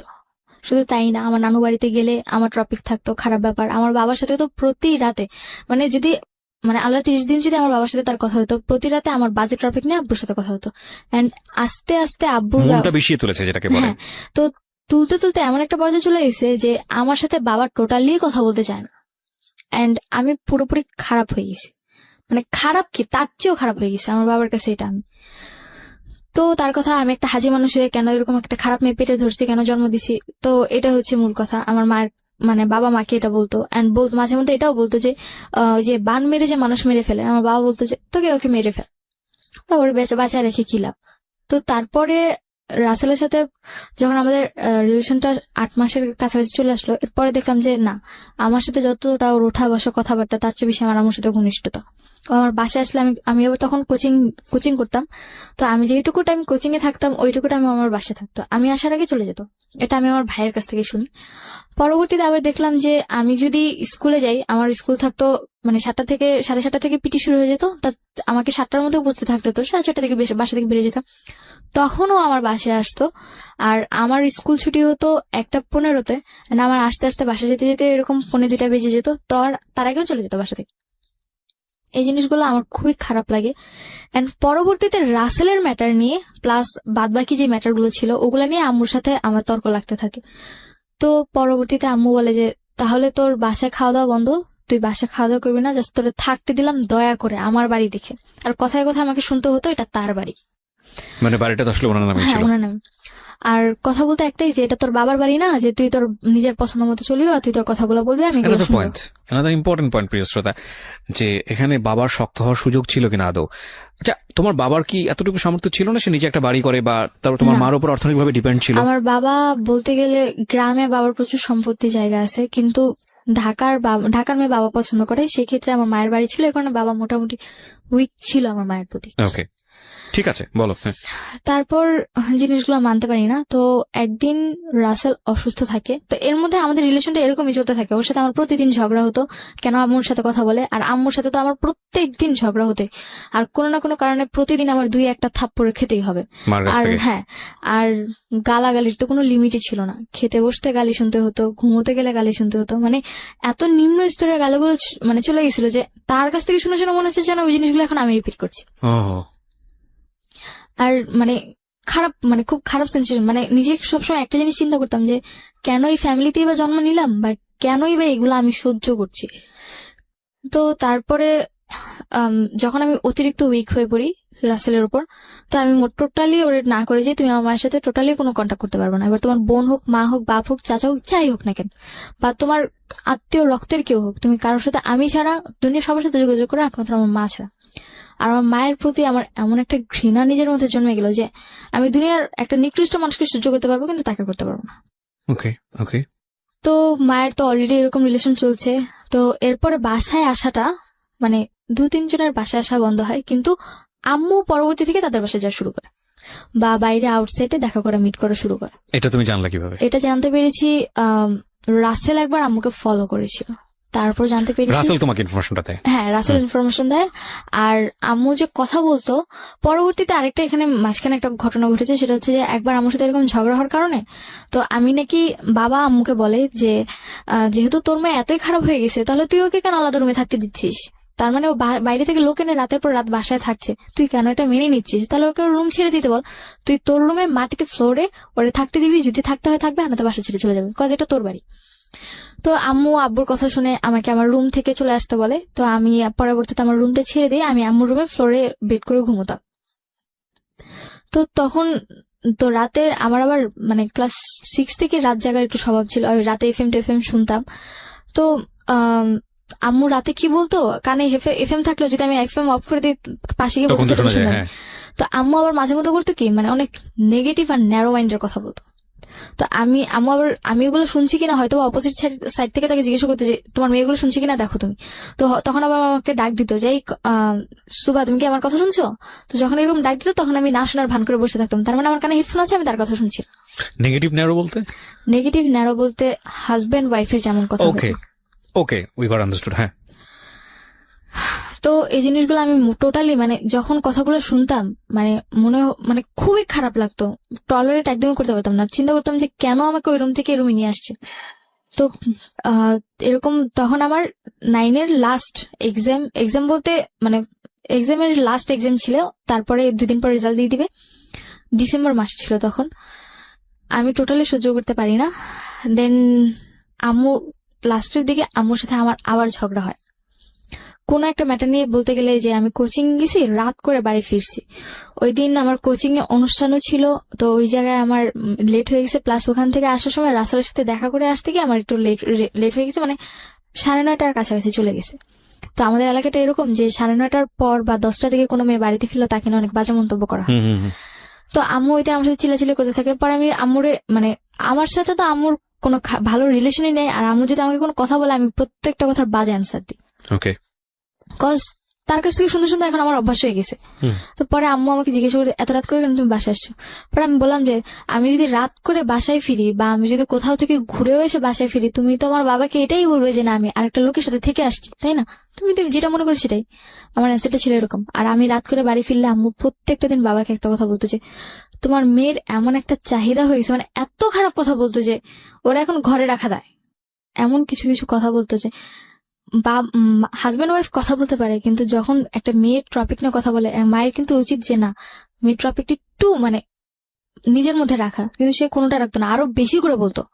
তো পরে আমার আবার এরকম ছিল যে না তাকে যদি মানে আমি যদি রাত করেও বাড়ি ফিরতাম, তার জন্য যদি আমি অনেক খাবার নিয়ে আসতাম, সে আমাকে কিছুই বলতো না।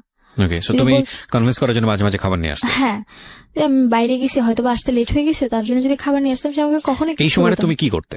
এই সময়টা আমার হয়তো বা হাতিঝিলে থাকা হতো, বা তখন আবার হ্যাঁ রাসেল আবার তখন একটা বিজনেসে যুক্ত ছিল, যার কারণে ওর বিজনেসের কারণে উত্তরা বা বিভিন্ন জায়গায় যেতে হতো, মানে ওই ওর মানে বিজনেসের প্রচারটা করার জন্য। রাসেল কি ওই সময়টাতে তোমার মায়ের সঙ্গে কি কথাবার্তা বলতো? নর্মালি বাসায় আসতো খুব কম, আমার প্রেশার পড়ার পর একটু কম আসতো। তো এটা কি তোমার মা বুঝতে পারতো না? বুঝতে পারতো না বলতে ও হয়তো কোনোভাবে কনভার্স করতো, আমি কখনো এই ব্যাপারে জিজ্ঞেস করি না। আর যদি জিজ্ঞেস করতাম ও বলতো যে তোমার এত কিছু জানে কি লাভ, আমি তো ম্যানেজ করতেছি। Okay fine, he is playing double game actually. ও যখন তোমার সাথে বাইরে মিট করতো বা তুমি কার সাথে মিট করতো সেটা তোমার মা জানতো? মিট করতেছি বলতে আমার ওর সাথে বেশিরভাগই মিট হতো হয় কোচিং ফাঁকি দিয়ে, আর তা না হলে স্কুল ফাঁকি দিয়ে। আচ্ছা, তো এটা কি তোমার মা জানতো যে তুমি কার সাথে টাইম পাস করতেছো, কোন ছেলের সঙ্গে? জানতো না। এটা জানতো না।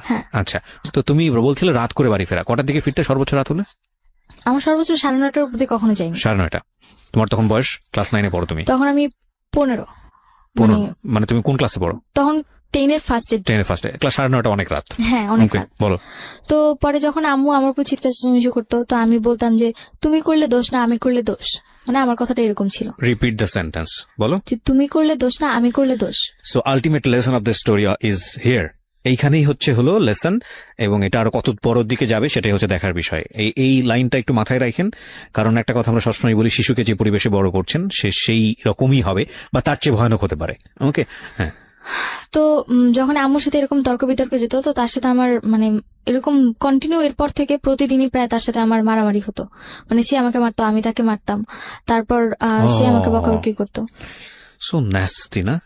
এগুলো শুনলেও মানে যে এটা চিন্তাই করা যায় না, বাট চিন্তা করে দেখুন মানে কতটা ভয়াবহ হতে পারে একটা পারিবারিক সমস্যা। ওকে, তো এরকম ঘটনা ঘটতেই থাকে প্রতিদিন। তো তখন আস্তে আস্তে মানে রাসেলের প্রতি আমি একটু উইক হতে থাকি আরো বেশি। তো তখন ওরা আমি বিলিভ করা শুরু করে, মানে ও আমাকে যা বলতো আমি তা বিলিভ করতাম, ও আবার আম্মুকে যা বলতো আম্মু তা বিলিভ করতো। মানে ও এদিক থেকে আম্মুর সাথেও কথা বলতো, আমার সাথে, মানে দুদিক থেকে ওর মানে ইয়াটা খুব ভালো ছিল। কোথায় গিয়ে দাঁড়ায় সেটাই আমরা দেখবো। ছোট্ট আরেকটা বিরতি নিচ্ছি প্রিয় শ্রোতা। আমাদের এই পুরো স্টোরিটা ইউটিউবে আপলোড করা হয়েছে, যারা আমাদের ইউটিউবে আছেন এখনই আসলে আপনারা শেষটাও বুঝতে পারবেন। পুরো স্টোরিটাই আপনারা পাবেন আমাদের ইউটিউব চ্যানেলে। আমাদের ইউটিউবের ঠিকানা হচ্ছে www.youtube.com/dfm904। আমি আবারও বলছি youtube.com/dfm904। চ্যানেলটি আছে ঢাকা FM 90.4 নামে। আপনারা ওখানে যাবেন, যাওয়ার পরে অবশ্যই চ্যানেলটি সাবস্ক্রাইব করতে ভুলবেন না এবং নোটিফিকেশন বেলটা অন করে রাখবেন। নতুন কোনো কন্টেন্ট ওখানে আপলোড করার সঙ্গে সঙ্গে আপনি আপনার মোবাইলে জানতে পারবেন। ওকে, ছোট্ট একটা বিরতির পর আমরা আবারও ফিরে আসছি।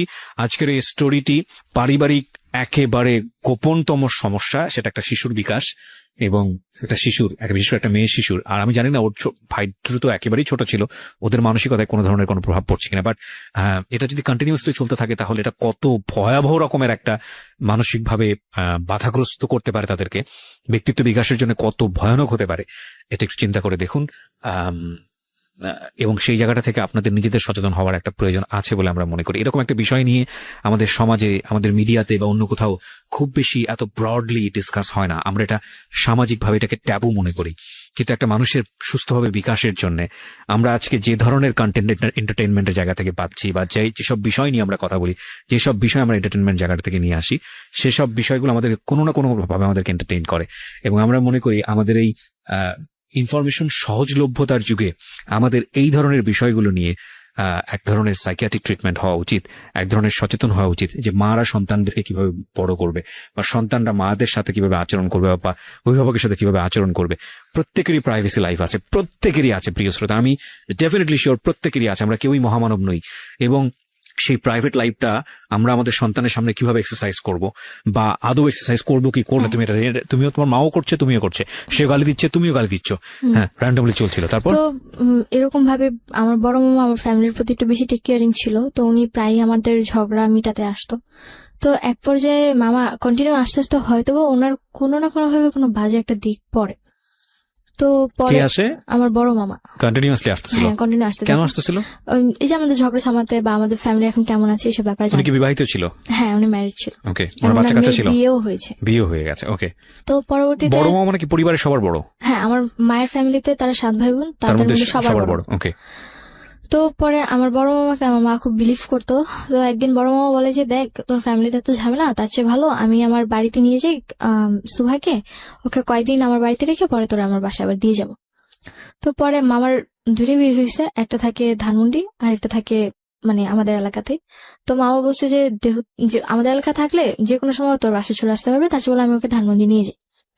ধানমন্ডিতে আমি মানে আমি একদমই প্রস্তুত ছিলাম না বা আমি যেতেই চাইনি টোটালি, কিন্তু আম্মুর প্রচুর জোর জবরদস্তি গালাগালি সহ্য করতে না পেরে যে এইটুকু চিন্তা করতাম যে না 2-3 দিনের জন্য রেস্ট তো পাবো অন্তত আমি। তো এই চিন্তা করে পরে আমি গেলাম, তখন আমি টিনের ফার্স্টের দিকে। তো যখন আমি ধানমন্ডি মামার বাড়িতে গেলাম, তো ওই দিনটা ছিল যে মামাদের বাড়িটা ছিল এরকম যে মানে ফুল বাড়িটার মধ্যে একটাই মানে একতলা বাড়ি। তো 2টা ফ্ল্যাট ছিল, এক ফ্ল্যাটে হাজবেন্ড ওয়াইফ থাকতো, তারা সকালে চলে যেত, রাতে আসতো। আরেক ফ্ল্যাটে মামা আর তার ওয়াইফ থাকতো। আর আশেপাশে সামনে ছিল বড় একটা মাঠ, আর ডান পাশেও এরকম খোলামেলা ছিল, আর পিছনে ছিল মানে বাগান টাইপের। তো যখন ওই বাড়িতে গেলাম, তো প্রথম দিন মোটামুটি নিজেদের বাড়ি, নিজেদের বলতে ভাড়া থাকতো তারা। তো প্রথম দিনটা মোটামুটি মামি আমার খুব টেক কেয়ারিং করে। তো মামি আবার জব করতো, মামা নর্মালি কিছু করতো না। তো মামি সকালবেলা জবে চলে যায়, পাশের বাড়ির লোকেরাও চলে যায়। তো আমি মানে ড্রয়িং রুমে বসে টিভি দেখতেছিলাম। তো মামার আচরণগুলো আমার কাছে খুব একটা ভালো লাগেনি, মানে সে অন্যরকম আচরণ করতেছিল। তো পরবর্তীতে তার আমার পাশে এসে বসা টাচিং গুলো আমার কাছে খুবই খারাপ লাগে। তো পরবর্তীতে আমি মামার মানে ড্রয়িং রুম থেকে আমি আমার রুমে গিয়ে রুম নক করে দিয়ে রুমে শুয়েছিলাম। তো পরে মামা এসে অনেকক্ষণ রুমে নক করে, আমি খুলিনি। পরে বললো যে মানে ভয় দেখাচ্ছিল, যদি তুই না খুলোস তাহলে কিন্তু আমি তোকে পুলিশে দিয়ে দিবো বা তোর কিন্তু একটা ক্ষতি করে ফেলবে, এরকম কথা বলছিল। তবু আমি খুলিনি। তখন আমার কাছে ফোন নেই, তখন আমার ফোন নিয়ে গেছে আম্মু।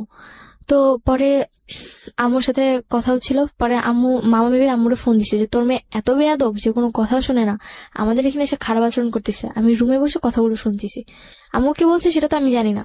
তো মামা এরকম কথা বলতেছিল, হয়তো বা আম্মু বলতেছিল যে ওরে মাইর দেন বা দেখবেন ঠিক হয়ে গেছে, ওরা মাইর দিয়ে এখন সোজা করতে হয়, আমারটা মারলে তো আমারে উল্টা দেয়, আপনারা মারলে তো আপনাদেরকে আর কিছু করবে না, এরকম কথা বলতেছিল।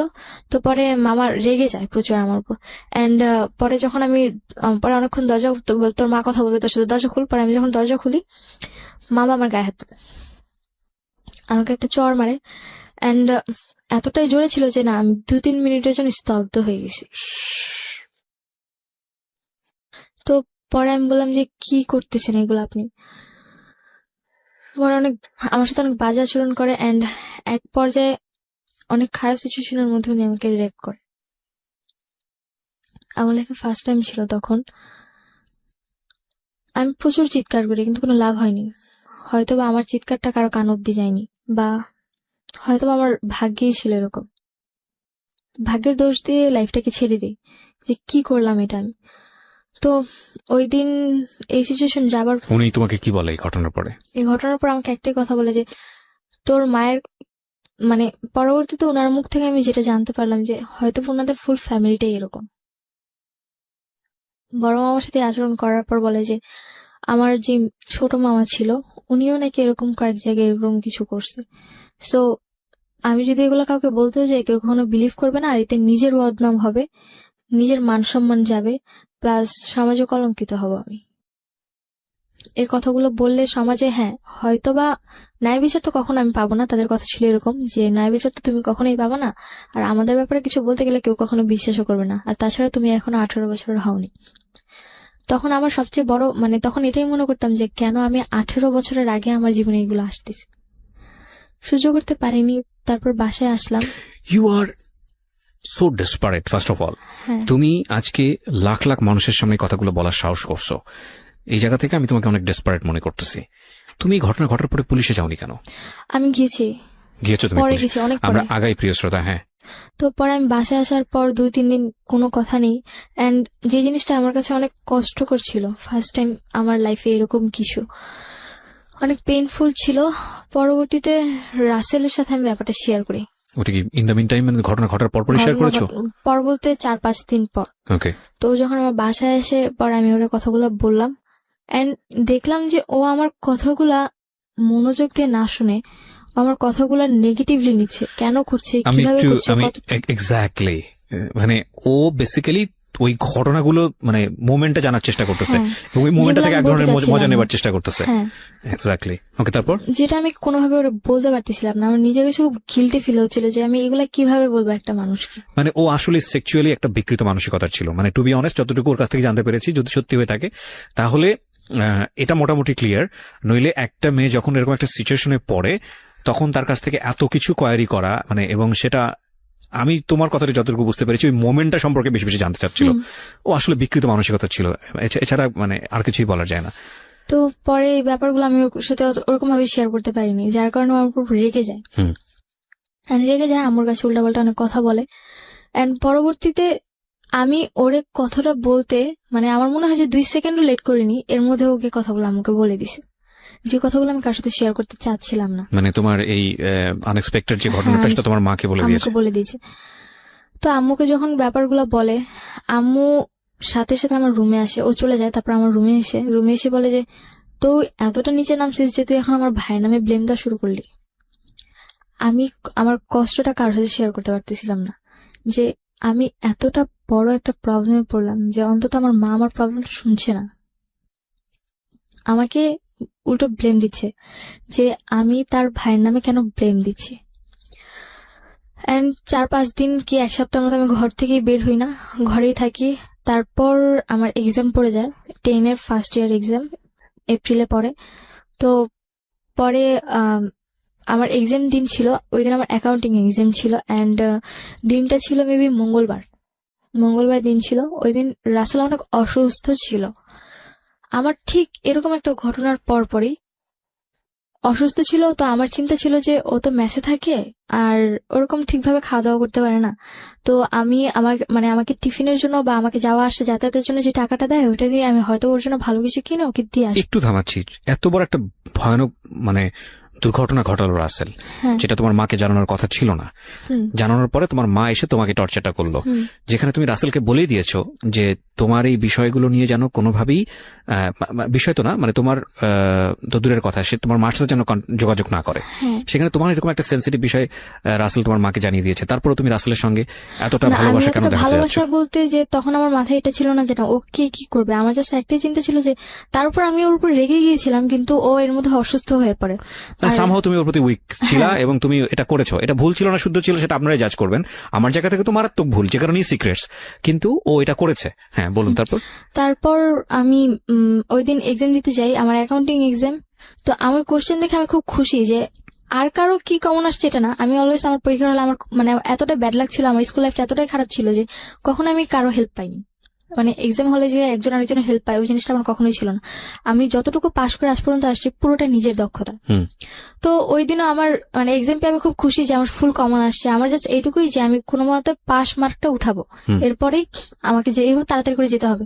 অন্তত 1 ঘন্টা আগে এক্সাম হল থেকে বের হয়ে ওর বাসায় গিয়ে ওর কিছু দিয়ে আমার বাসায় যেতে হবে আবার।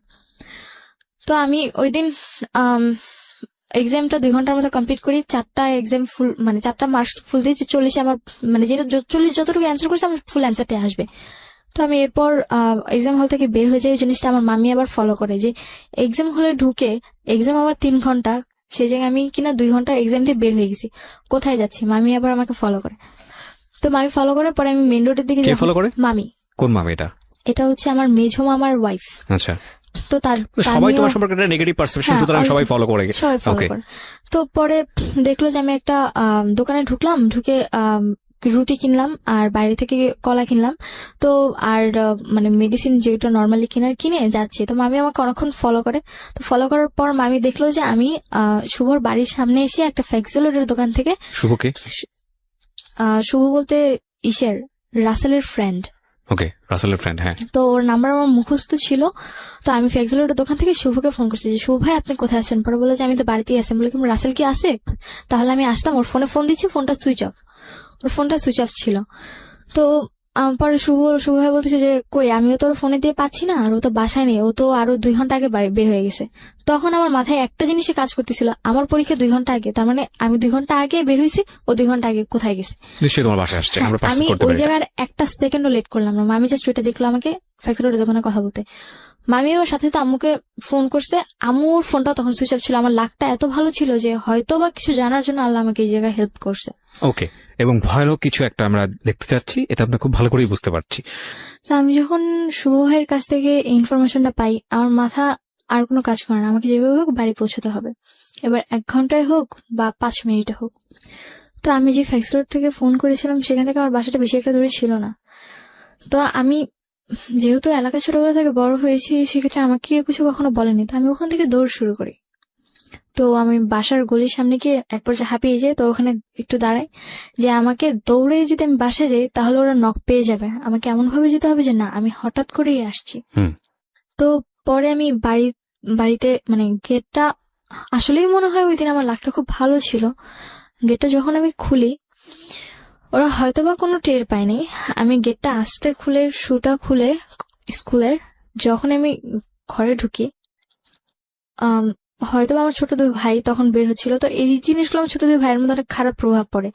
ওরা মানে খুব খারাপ আচরণ করতে থাকে। অ্যান্ড এখনো পর্যন্ত আমার ছোট 2 ভাই মানে এতটাই খারাপ আচরণ করে, ওদের আচরণটা এতটাই মানে নিম্ন টাইপের। খারাপ বলতে অনেক খারাপ আচরণ করে, কারোর সাথে ভালো ব্যবহার করে। খারাপের তো বিভিন্ন রকমের টাইপ আছে। মানে কথা বলার স্টাইল ভালো না, বকা দিয়ে কথা বলে যাকে বলবে।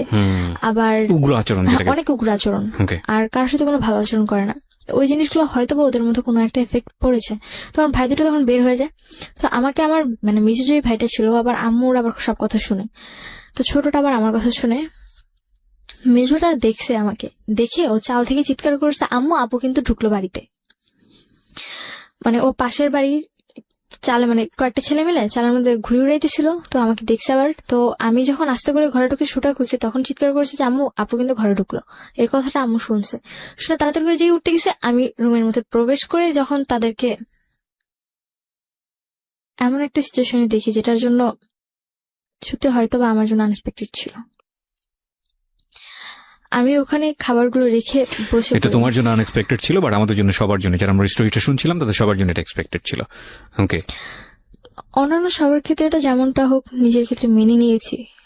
হয়তোবা ওই দিক থেকে আমার কোনো উইকনেস ছিল না, কিন্তু অফকোর্স তোমার উইকনেস ছিল এবং একটা ভুল ছিল। আমি তো বলছি যে অ্যাডোলেসেন্স পিরিয়ডে ছিল, তুমি সবই তোমার মধ্যে প্রতিবাদ সত্তা গ্রো করেছে, কিন্তু লজিকটা গ্রো করেনি। লজিকটা যদি গ্রো করতো তাহলে তুমি নিশ্চয়ই ছেলেটার সাথে এভাবে জড়াতে না। হ্যাঁ। তো পরে যখন এই জিনিসগুলো দেখে আমার হাত থেকে কলার রুটি পড়ে যায়। তো আমার ছোট ভাইটা মানে মেজো যে ভাইটাও চাল থেকে তাড়াতে মানে পাশের বাড়ি চাল থেকে নেমে আমাদের বাড়িতে ঢুকে বয়স কত ওর? ওর বয়স এখন চলতেছে মেবি 12, আর তখন ছিল মেবি 8 কি 9 এরকম ছিল। তো পরে ও আর কোনো কথা বলে না, ও এই সিচুয়েশনটা দেখে ওর সামনেও? ওর সামনে। মানে এমন কোন সিচুয়েশন কি ছিল যে খুবই বিব্রতকর? খুবই বিব্রতকর বলতে মানে আমি সত্যি বলে বোঝাতে পারবো না। ওকে ফাইন, আমরা জানতে চাচ্ছি না সত্য, এবং শুধু স্টোরিটাকে আমরা ফোকাস করব। সুভা এখানে কে বা আসলে তার পরিচয়টা কি সেটা আমরা মোটেও এখানে ফোকাস করছি না, এবং আমি বারবারই বলছি তার রিয়েল নেম সুভা না, সুতরাং সেদিকে আপনাদের ফোকাস না করাটাই উচিত। ওকে, বলুন। এন্ড রাসেল যখন ব্যাপারটা দেখে, ও আমাকে মানে নিজের চোখে তো আমি আর অবিশ্বাস করতে পারবো না। এতদিন না হলে আমি নিজেকে অবিশ্বাস করে ওকে বিশ্বাস করে আসছি, এরপর থেকে ওকে মেনে নেওয়াটা আমার পক্ষে সম্ভব। কি করলে তুমি ওই সময়টাতে? তখন আমি হাত থেকে ওগুলো ফেলে দিই, মানে প্রথমে হাত থেকে পড়ে যায়, পরে আমি এই কথাটা বলি যে মানে একটা বকা দিই ওরে যে তোর মতো এরকম খারাপ টাইপের ছেলের জন্য আমি যে এই খাবারটা নিয়ে এসেছিলাম তোর অসুস্থতার জন্য, এটা মনে হয় তোর 7 কপালের ভাগ্য। এটা বলে রুটি আর কলাটা ধরে ফিক্কা মারে একদম গেটের বাইরে ফেলে দিই। আর ছোট ভাইটার সাথে সাথে আম্মু বলে যে তুমি বাইরে যাও, তো বের হয়ে যায়। আর একদম যে ছোট ভাইটা ওকে নানু বাসায় পাঠায় দেয়। তো আমি গেট আটকে দিই, পরে ওদের দুজনকে রুমে রাখি। তো রুমে রেখে বলতেছি যে এখন কি করবে বলো, এখন আমার কেমনে অবিশ্বাস করা বাবা, এখন এর আগের গুলো তো নিজের চোখে দেখছি, এবার তো তোমাদের দুজনকে একসাথে দেখলাম। এখন রাসেলকে বলতেছি যে তুমি এখন কি বলবা, মাকে বলতেছি তুমি এখন কি বলবা। পরে আম্মু বলতেছি যে কেন, ও কি বলবে মানে অন্যান্য গুলো যেমন মেনে নিতে পারছে এটা কেন মেনে নিতে পারবে না। পরে আমি রাসেলকে বললাম যে আসলে কি এটা আমি মেনে নিব। তো তখন হয়তো আম্মু কোনো জিনিস একটা গেস করতে পারছে যে হয়তো বা ওর সাথে আমার রিলেশন। তার আগ পর্যন্ত গেস করেনি? না, তার আগ পর্যন্ত গেস করেনি। ম্যান, মানে মানে আমি totally speechless. Can you imagine the situation actually? এটা কি স্টোরি না অন্য কোনো কিছু? আমি জীবনে এত গল্প শুনেছি মানুষের, এবং এত গল্প আমি প্রচার করেছি। মানে আমি এখন তো অনেক বেশি ম্যাচিউর, প্রথম যখন শুনতাম ভেতরে তোলপাড় হয়ে যেত, কিন্তু আজকে না মানে এত বেশি এক্সট্রিম লেভেলের ইমোশন হচ্ছে যে আমি ফিল করতে পারছি না যে আসলে কি বলবো, মানে আনথিঙ্কেবল। তারপরে কি হলো? তারপরে রাসেলকে বললাম যে এগুলা করার মানে কি। পরে আমাকে বললো যে পরে আমাকে আর কিছু বলে না। পরে আমি আমার রুমে চলে আসি, এসে ড্রেস আপ চেঞ্জ করে আমি আম্মুর ফোনটা আম্মুর রুম থেকে নিয়ে এসে নানুকে ফোন দিই। আর রাসেলকেও বের হতে দিই না, আর আম্মুকেও বের হতে দিই না। নানুকে ফোন দিই, পরে নানু আসে। পরে নানুরে বললাম যে দেখো এগুলা কি। নানু আমার সাথে চিল্লাচিল্লি করতেছে যে এগুলা কি, মানে তুমি আবার উল্টাপাল্টা কিছু করে আবার তো আমার মেয়ের গায়ে দোষ দিচ্ছ। তখন তো আমার কোনো সেন্স নেই, তখন আমি মানে লাঠি নিয়ে লাহুর যেটাকে বলে মানে ওই যে আটা টাটা করে ওইটা নিয়ে রাসেল প্লাস আম্মু দুজনকে মারতে শুরু করি, যে আমার সেন্সে আর কিছু নেই। নানুর সামনে নানু আটকাতে পারছিল না। পরে নানুর গায়ে লেগে যায়, দেন আমি স্টপ হয়ে যাই, যেহেতু নানুর গায়ে লেগে গেছে এরপর তো আমার আর কিছু বলার নেই। দেন আমি বললাম যে এখন আমি কি করব বলো। নানুকে বলতেছি যে তুই মরেই যা, তোর মতো মেয়ে থাকার চেয়ে তোর মতো নাতনি পরিচয় দেওয়ার চেয়ে না দেওয়া আমার অনেক ভালো। কি বলবেন, কাকে সুস্থ বলবেন কাকে অসুস্থ বলবেন জানি না। ওকে, তারপর রাসেল আর কিছু না বলে বের হয়ে যায়। পরে এরপর থেকে রাসেল আমার প্রতি উইকনেসটা দেখানো শুরু করে যে না ও আসলে আমার প্রতি উইক। তো এই জিনিসটা আমার পক্ষে ওর প্রতি আর উইকনেস মানে উইক হওয়ার কোনোভাবেই সম্ভব না, আমার পক্ষে মেনে নেওয়াই সম্ভব না যে না ওর মতো একটা মানুষকে আমি ভালোবাসছি। তোমার মা কি বলতেছিল? তোমার মা তো বুঝলো তোমার সাথে সম্পর্ক ছিল, বুঝতে পেরেছে যে আমার সাথে রিলেশন। তখন আম্মু আবার মানে এটা বোঝাতে চাচ্ছিল যে একদিক থেকে এই জায়গায় দুজনে গেম খেলে আমার সাথে। শুভ চাচ্ছিল আমাকে বোঝাতে যে ও আমাকে অনেক লাভ করে। রাসেলের ফ্রেন্ড। ও বোঝাতে চাচ্ছিল যে ও আমাকে মানে রাসেল আমাকে অনেক লাভ করে, কিন্তু ও যা করছে ওটা আমার আম্মু নাকি ওকে বাধ্য করছে, ফোর্স করছে। তখন আমার একটাই কথা ছিল, একটা ছেলে বা একটা লোক চাইলে একটা মেয়েকে রেপ করতে পারে, কিন্তু একটা মেয়েকে আদৌ একটা ছেলেকে রেপ করতে পারে? ওর কথাটা ছিল এরকম টাইপের। পরে যখন রাসেল এই জিনিসগুলো বারবার করতে থাকে আমার পক্ষে মানে ওর ডিপ্রেশন গুলো নেওয়া সম্ভব হচ্ছিল না। প্লাস বাড়িতে আম্মু বারবার চাপ দিচ্ছিল যে যখন নানুরা সবাই জেনে গেছে, এই ফার্স্ট টাইম আম্মুর মানে নানুদের সামনে এই জিনিসটা আসলো, তাও শুধুমাত্র নানুর সামনে। তাও নানু বিশ্বাস না করতে করতেও করেছিল লাস্ট হলেও। অব্দি, কিছুটা হলেও তখন একটু শান্তি যে না আদৌ একটু হলেও করেছে, আমাকে বিশ্বাস যে আমি সবটা মিথ্যে বলছি না। তো পরে যখন আম্মু শুরু করলো যে আমাকে রাসেলের সাথে বিয়ে দিবে, কিন্তু আমার এক পর্যায়ে যে আমার পক্ষে ওকে বিয়ে করা সম্ভব না। ঘেন্না লাগতেছে, মানে টু বি অনেস্ট এটাই মুখ থেকে বের হচ্ছিল আমার, যে কাকে ঘেন্নাটা করবো। আমি সরি টু সে তোমাকে আমার ভালো লাগছে না, কারণ লাগছে না কারণটা আমি বলি যে উইকনেসের তো একটা লেভেল থাকে। হ্যাঁ, তুমি ডেফিনেটলি আজকে যা বলতে আসছো এখানে সবকিছু স্বীকার করবা, এবং তুমি এইরকম একটা কিছু দেখার পরেও রাসেলের প্রতি তুমি যদি বিন্দুমাত্র সিম্প্যাথি দেখাও, তাইলে আমি মনে করবো যে না তোমার কিছু না কিছু প্রবলেম আছে। তুমি সেটা দেখাইছো, ডেফিনেটলি তুমি দেখাইছো। মানে এত ন্যাস্টি হয় কিভাবে একটা মানুষের স্টোরি। তারপর যখন আম্মু বিয়ে দেওয়ার জন্য প্রেশার দিচ্ছে, তো আমার পক্ষে কোনোভাবে করা সম্ভব না। আর আমি কি করে একটা মানুষকে বিয়ে করবো যার সাথে কিনা আমার মায়ের অলরেডি সম্পর্ক হয়ে গেছে। And you saw that, মানে তুমি দেখছো দেখছি, আমার নিজের চোখে দেখা, নিজেকে অবিশ্বাস কি করে করবো আমি। তো পরে মানে তারপরে থেকে লাইফে মানে এত পরিমাণে ডিপ্রেশন আসতে শুরু করলো, আমি আমার মোবাইল ভেঙে ফেলতাম, হাত কাটতাম, তারপর মাঝে মাঝে চেষ্টা করেছি ব্লেড নিয়ে হাত না কেটে নিজের গলায় দিয়ে দিই। একটা জিনিস খেয়াল রাখবেন প্রিয় শ্রোতা, আমরা সিচুয়েশনটাকে ডিনাই করতে পারি না। আমরা হয়তো ওকে হেট করব, আমরা হয়তো এটা শোনার পরে আমাদের গা ঘিনঘিন করবে, বাট সিচুয়েশন ইজ সিচুয়েশন, এবং এটা কারো ধার ধারে না। যার জীবনে ঘটেছে সেই জানে। কোনোভাবেই ওকে সাপোর্ট করার কোনো সুযোগ নেই। কিন্তু বয়সটা খেয়াল করে দেখুন, তখন তুমি কিসের, যখন এই ঘটনাটা ঘটে তখন তখন আমি 10-এর এন্ডে আছো, মানে 7 কি সরি সেপ্টেম্বরে কি অগাস্টে। ওকে, ক্লাস 10 এর সময়টাতে, বয়স খুব বেশি হলে 15, 15.5 বা 16 দিকে যাচ্ছে। ওই সময়টাতে একটা মানুষের জীবনের প্রথম ভালোবাসা, আমি বলবো এটা ওর প্রথম লাভই বলবো। ফার্স্টে যেটা হয়েছে ওটা কোনো লাভ ছিল না, এবং ও কতটা ইমোশনালি অ্যাটাচ ছিল, সন্দেহ ছিল তীব্রভাবে অবশ্যই, কিন্তু ইমোশনালি অ্যাটাচ থাকে। এই সময়ে একটা মানুষ লজিক্যালি অনেক বেশি ব্লাইন্ড হয়। একটা কথা আছে, লাভ ইজ ব্লাইন্ড। সেই সময়ে ওর লাইফে দুইটা ঘটনা, একটা হচ্ছে পৃথিবীর জঘন্যতম ঘৃণতম একটা ঘটনা, এবং সেই ঘটনাটা যাকে সে সবচেয়ে বেশি লাভ করে তার সঙ্গে। এখন এইটার ওর ব্যালেন্স করা ওর বয়সের জায়গাটা থেকে ইজ রিয়েলি ডিফিকাল্ট। এই জিনিসগুলো যেন একটু চিন্তা করি। হ্যাঁ প্লিজ বলুন। তারপর রাসেলের বাবা আসছে, ওর ভাইরা আসছে, ওর কিসের জন্য আসছে? বিয়ের জন্য। আম্মু ওদেরকে ডাকা আনছে। তো পরে রাসেলের বাবা যখন আমার বাসায় আসছে, আম্মু বলতেছে তুমি রেডি হও, তোমাকে দেখতে আসবে আজকে। পরে বললাম তুমি যে, জানতে কে না দেখতে- বিষয়টা? না আমি জানতাম না। পরে আমাকে বলতেছে কে দেখতে আসবে। পরে বললো যে রাসেলের বাবা আসছে। পরে আমি নর্মালি বাসায় যেরকম থাকি সেম ওইভাবেই ছিলাম। Pause. আমার পক্ষে এই সম্ভব- ঘটনা ঘটার কতদিন পরের ঘটনা এটা? এটা হওয়ার 1 সপ্তাহ কি মানে 8-9 দিন পর। তোমার মার সাথে যখন এই ধরনের একটা ঘটনা তুমি হ্যাঁ। দেখলা, তোমার মার মধ্যে কোনো অভিব্যক্তি কি ছিল রাসেলকে নিয়ে, রাসেলকে ঘেন্না করা বা ওকে? না না না, এরকম কিছু না। কিছুই ছিল আম্মু না। উল্টো ওর সাথে কথা বলছে, কি বললাম, ওরা দুজন একসাথে আমাকে মানে আমার সাথে গেম খেলছে। আম্মু তখন আমাকে এটা বোঝাতে চাচ্ছে যে আম্মু তখন জানছে যে রাসেলকে আমি ভালোবাসি। তারপর ওর বাবার কথাগুলো খুব ন্যারো মাইন্ডেড ছিল, বলতেছিল যে আমি আপনার মেয়েকে দেখে নিচ্ছি না, আমি আপনাকে দেখে আপনার মেয়েকে নিচ্ছি। তো তখন আমি তার বাবাকে তোমার মুখ কি খুব কনভিন্সিং ছিল, মানে মানুষকে খুব সহজে কনভিন্স করো? ইজিলি কনভিন্স করি, মানে এই জিনিসটা মনে হয় একটা মানুষের পাওয়ার থাকে যেরকম ওইরকম টাইপের। উনি যদি কারোর সাথে কথা বলে, আমি খুব সুন্দর করে সবসময় কনভিন্স করে ফেলতে পারে। এত সুন্দর করে কথা বলে যে মানে এখন চোখের সামনে যদি কোনো ঘটনা দেখে, ওর কথা শুনলে মনে করবে যে ওই ঠিক বলছে, Okay. যেটা দেখছে ওটা ভুল, মানে নিজে ভুল। এরকম অনেক পার্সোনালিটি আছে, এটা অস্বীকার করার কোনো And উপায় নেই। এই কারণে আমার লাইফে আরো সবচেয়ে বেশি প্রবলেম যে আমি কাউকে কোনো বিশ্বাসই করাতে পারছিলাম না এমন ভাবে। আর কান্না জিনিসটা আম্মুর এমন একটা জিনিস যে সে কান্না করলে যে তার চোখের পানি দেখলে জেগেও গলে যাবে, এরকম একটা ওকে, ইচ্ছে। সামহাউ তার এই কনভিন্সিং পাওয়ারটা হ্যাঁ। আছে। তো যে রাসেলের বাবা যে কথাটা বললো, তারপর আমি রাসেলের বাবাকে ডিরেক্টলি কোশ্চেন করলাম যে আপনার ছেলের সাথে যদি আমার বিয়ে হয়, সাপোজ, তখন আপনার ছেলের সাথে কি আমার মা সংসার করবে যে আপনি আমার মাকে দেখে আমাকে নিচ্ছে? এই ধরনের কথা কি তুমি সরাসরি তাকে সরাসরি বলে দিয়েছি। আমরা একটা বিরতি নেব প্রিয় শ্রোতা, ছোট্ট একটা বিরতি।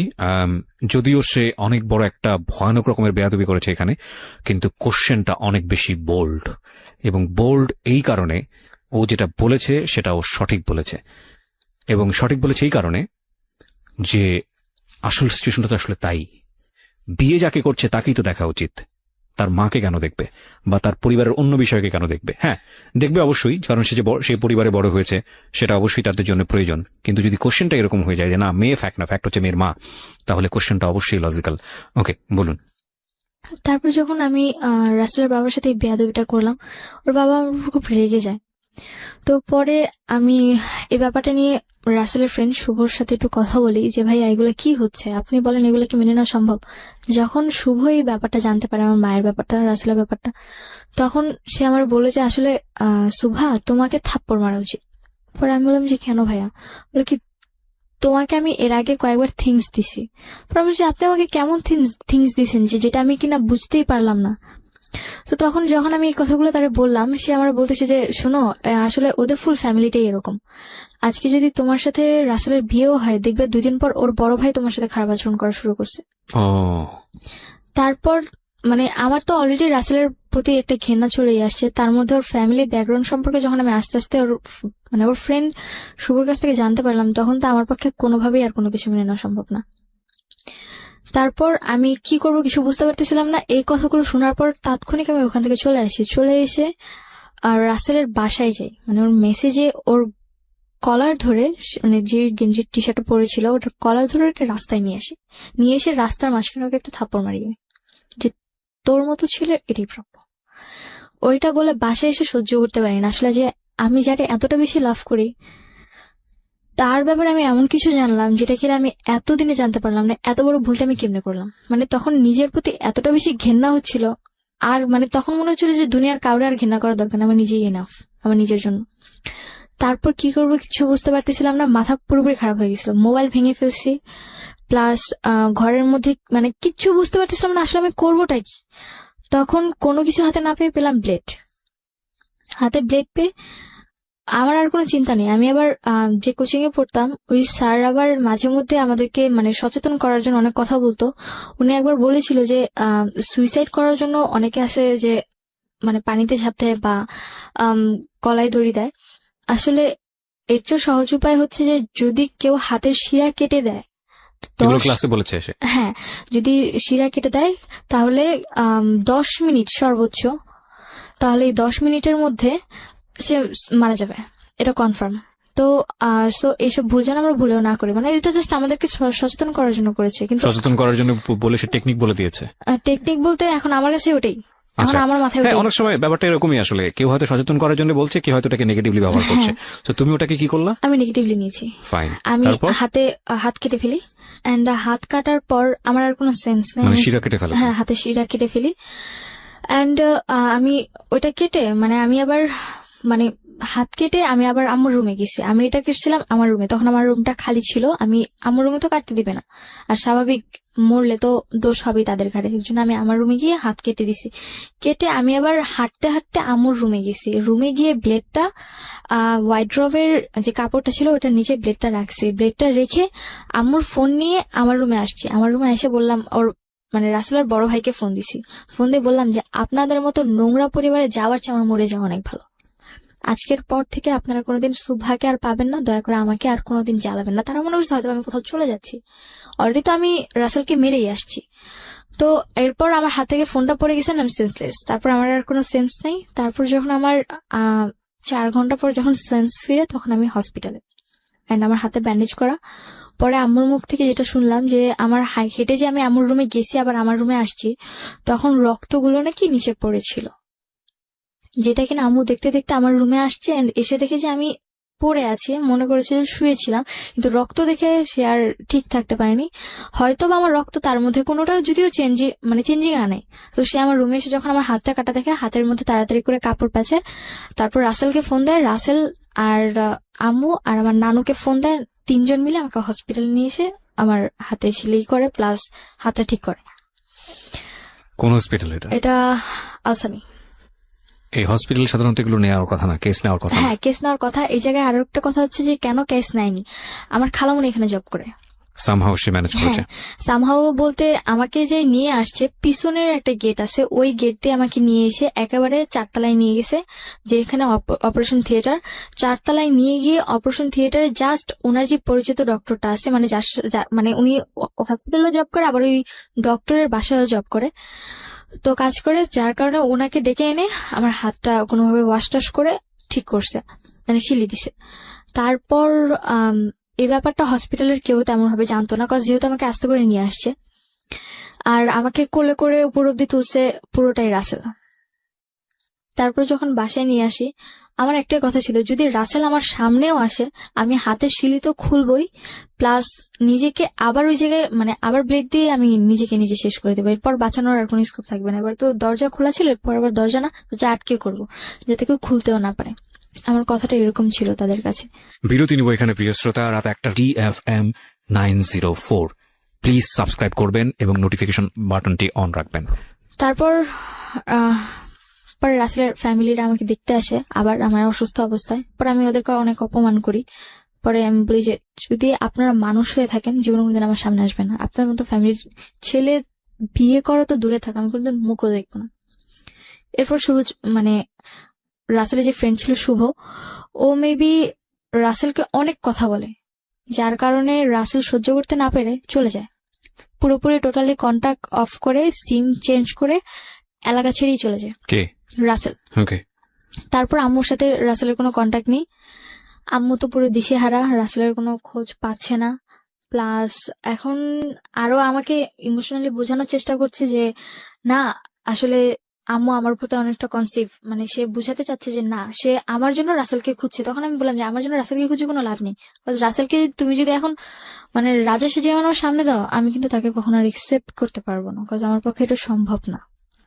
পরে আম্মু ওই জিনিসগুলো হয়তো বুঝতে পারছে, পরে আম্মু আর এই জিনিসগুলো ট্রাই করেও নি। পরবর্তীতে বিয়ের জন্য পরে রাসেলের ফ্যামিলি চলে গেছে। আমাদের রাসেলের ফুল প্রবলি টোটালি রাসেলের সাথে কন্টাক্ট অফ, মানে আমাদের ফুল ফ্যামিলি। এর মধ্যে হাত কাটা নিয়ে বাবার কাছে খবর গেল যে রাসেলের সাথে নাকি আমি ছিলাম, যেটা কিনা মিস ইনফরমেশন। আমি বুঝতে পেরেছি। তারপর তোমার বাবা কি করলো? তো এই জিনিসগুলা বাবা শোনার পর বাবা আমাকে বললো যে তুই কাটছোস তো ঠিক আছে, তা হাত কেটে দরজাটা কেন ওপেন রাখলি? তোর মা ইমোশনালি এটা তুই জানিস। একেবারে মানে আমার বাবা অনেক হার্ড, এতটাই হার্ড যে বলার বাইরে। দেন অক্টোবরের 3 তারিখে রাসেল এলাকা ছেড়ে চলে গেল, আমার ওর সাথে আর কোনো কন্ট্যাক্ট নেই। অক্টোবর 4 তারিখ থেকে আমার মডেল টেস্ট শুরু হলো। দেন এর মধ্যে আমার ফ্যামিলিতে আর কোনো ঝামেলাও নেই, কোনো গ্যাঞ্জামও নেই। তারপরে আসলো আমার এসএসসি পরীক্ষা শেষ ফেব্রুয়ারিতে। ফেব্রুয়ারিতে এসএসসি পরীক্ষা শেষ। তারপর মার্চ মাসে, তখন এর মধ্যে আম্মু আমার সাথে খুবই ভালো আচরণ করছে, যেটা কিনা আমি তার কাছ থেকে আশা করিনি। কিন্তু বাবার সাথে আমার কোনো কন্ট্যাক্ট নেই। ওই দিন লাস্ট কথা হয়েছিল, এরপর আমার সাথে বাবার আর কোনো কন্ট্যাক্ট নেই। তারপর অক্টোবরের পর মানে ফেব্রুয়ারির পর এক্সামের শেষে এরপর দেখি যে আম্মু আবার সে আগের মতো ফোনে কথা বলছে। এখন বাসায় না আনে না, বাট বাইরে মিট করছে, বাইরে ঠিক মিট করছে, কথা বলছে। অ্যান্ড আমার তখন এতটা টেক কেয়ারিং এর ব্যাপার ছিল না। এখন আমি আমার নিজের মতো থাকলেই এনাফ। উনি যে আমাকে জন্ম দিয়েছে আমি এটা মনে করি না। আমি মনে করি যে না, আমার মামা মারা গেছে, আমার বাবাও মারা গেছে, আমি এখন বর্তমানে এতিম, এরকম ভাবে ছিলাম। তারপর মে মাসে আমার বাবা আসছে বাইরে থেকে। বাবা আসার পর আমার সাথে বাবার তেমন একটা কথা হতো না। যদি নর্মালি জিজ্ঞেস করতো ভালো আছে কিনা, কথা জাস্ট এটুকু, এর বেশি না। অ্যান্ড একটা বাবা বাইরে থেকে আসছে, আমার ভাইদের জন্য অনেক কিছু নিয়ে আসছে, গেমস বলেন, ড্রেস আপ বলেন, বহুত কিছু। অ্যান্ড আমার জন্য জাস্ট একটা ফোন আনছে, তো আর কিছুই না। আমার সে এতটা খারাপ লাগলো যে আমার ভাইদের জন্য এত কিছু আনলো আর আমার জন্য জাস্ট একটা ছোট ফোনই আনলো, আর কিছুই না। আমি কি এতটাই ফেলনা তাদের কাছে? আমার পক্ষে মেনে নেওয়াটা সম্ভব হয়নি। তার কারণে আমি আমার বাবার সাথে টোটালি কথা বলা অফ করে দিলাম। তারপর বাবা আমার কাছে আমার মায়ের ব্যাপারে কিছু ডকুমেন্টস ছিল। কি ধরনের ডকুমেন্টস ছিল? আম্মুর মানে আমার গলিতে যেই লোকটা ছিল, যার সাথে আম্মুর পরবর্তীতে মানে থাকাটা, যেটা আমি দেখেছিলাম, উনি আবার আম্মুর প্রতি উইক ছিল, তারপরে আবার আমার প্রতি উইক হয়ে পড়েছে। এন্ড পরবর্তীতে আমাকে ইমপ্রেস করার জন্য আম্মুর সাথে ওনার অনেকগুলো নেগেটিভ ছবি প্লাস রেকর্ডিং, মানে কথা বলা, এগুলো আমাকে দিছে। এন্ড তখন তো আমার ছবি সাথে বলতে ছবি কোথায় পেয়েছে উনি? ছবি উনি তুলেছে আম্মুর সাথে, এটা আমাকে ইমপ্রেস করার জন্য। আর তখন আমার সাথে রাসেলের আবার ভালো সম্পর্ক ছিল, যার কারণে আমি আমার মেমোরি কার্ডটা ওর কাছে জমা রাখছি। আমার কাছে থাকলে হারিয়ে যেতে পারে, আমাকে বাসা থেকে বের করে দিচ্ছে, আবার বাসায় নিচ্ছে, বাসায় মানে আমি আম্মুকে মারছি, আম্মু আমাকে মারছে, এগুলো চলছে, যার কারণে আমি আমার কাছে সেফলি রাখতে পারলাম না। অথচ আমি যার কাছেই রাখলাম সেই হচ্ছে আমার সবচেয়ে বড় আনসেফলি একটা মানুষ, যার কাছে কিনা আমি আমার ডকুমেন্টস রাখতে দিছি। তো কি হয়েছে এগুলা? পরে ওই মেমোরিটা মানে কি বলে পুড়াই দিছে। পরবর্তীতে বাবা যখন আসলো, যখন বাবা আমাকে বললো তুমি না তোমার মায়ের ব্যাপারে অনেক ডকুমেন্টস রাখছো, কোথাও আমাকে দেখাও, আমার বলার মতো কিছু ছিল না তখন। আমি কি বলবো তাকে? বাট আমি আব্বুর কাছে মাফ চাইলাম, পায়ে ধরে যে আমাকে ক্ষমা করে দাও, আমি ভুল করছি, প্লিজ অন্তত আমাকে আমার মতো বাঁচতে দাও, আমার পড়াশোনাটা কন্টিনিউ করো। পড়াশোনা অফ করে দিতে চাচ্ছিল? হ্যাঁ, অফ করে দিতে চাচ্ছিল। তারপর আমাকে ইন্টার ফার্স্ট ইয়ারে অ্যাডমিট করালো, আমার যে স্কুল পড়েছি সেই কলেজেই। যখন আমাকে অ্যাডমিট করলো তো আমি তো খুব খুশি যে আমাকে অন্তত অ্যাডমিট করছে। তারপর এর মধ্যে বাবা যে কদিন ছিল নর্মালি ছিল সবকিছু। তারপর বাবা চলে গেল। বাবা যেদিন গেছে তার 1 মাস পর আম্মুর আচরণটা আমার সাথে এতটা খারাপ হয়ে গেল, ঠিক আগের মতো বাজে কথা বলতেছে উঠতে বসতে। আমি এর মধ্যে আমার লাকটা ভালো ছিল যে এর মধ্যে আমি একটা কোচিং এ জবও পেয়ে যাই, আমি ওখানে ক্লাস নিতে হবে। আর আম্মুর মার জিনিসটা এতটা খারাপ ছিল যে তুমি একসময় বলছিলে যে তুমি পুলিশে গিয়েছিলে, কখন সেই ঘটনা? এই যে এরপরে। হ্যাঁ।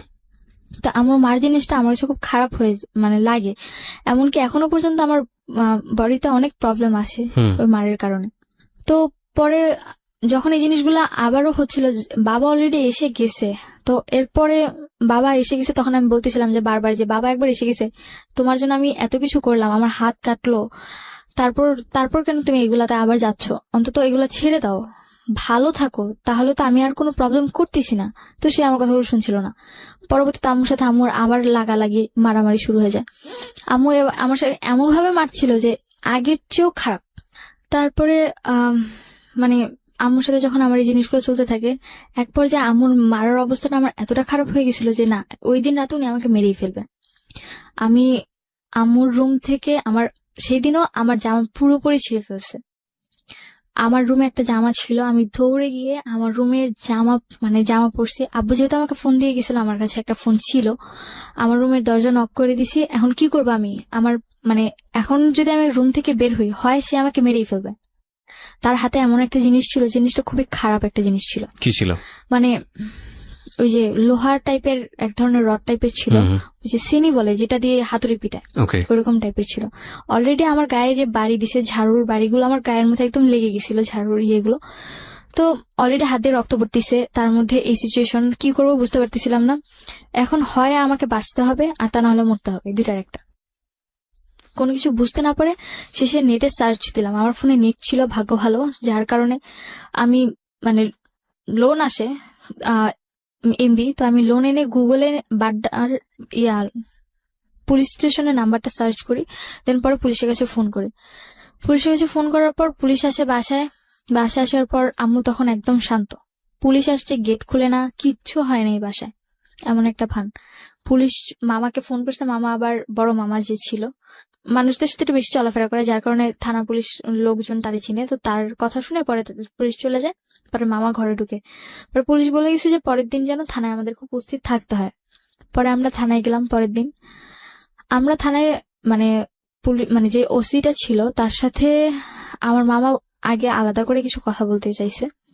তো ওসির সামনে মামা আমাকে এমন ভাবে উপস্থাপনা করে যে আমার ব্রেন লস, তুমি মানসিকভাবে অসুস্থ। হ্যাঁ, আর মানসিকভাবে অসুস্থ, আর আমি যা বলছি পুরোটাই বানোয়াট, মিথ্যে।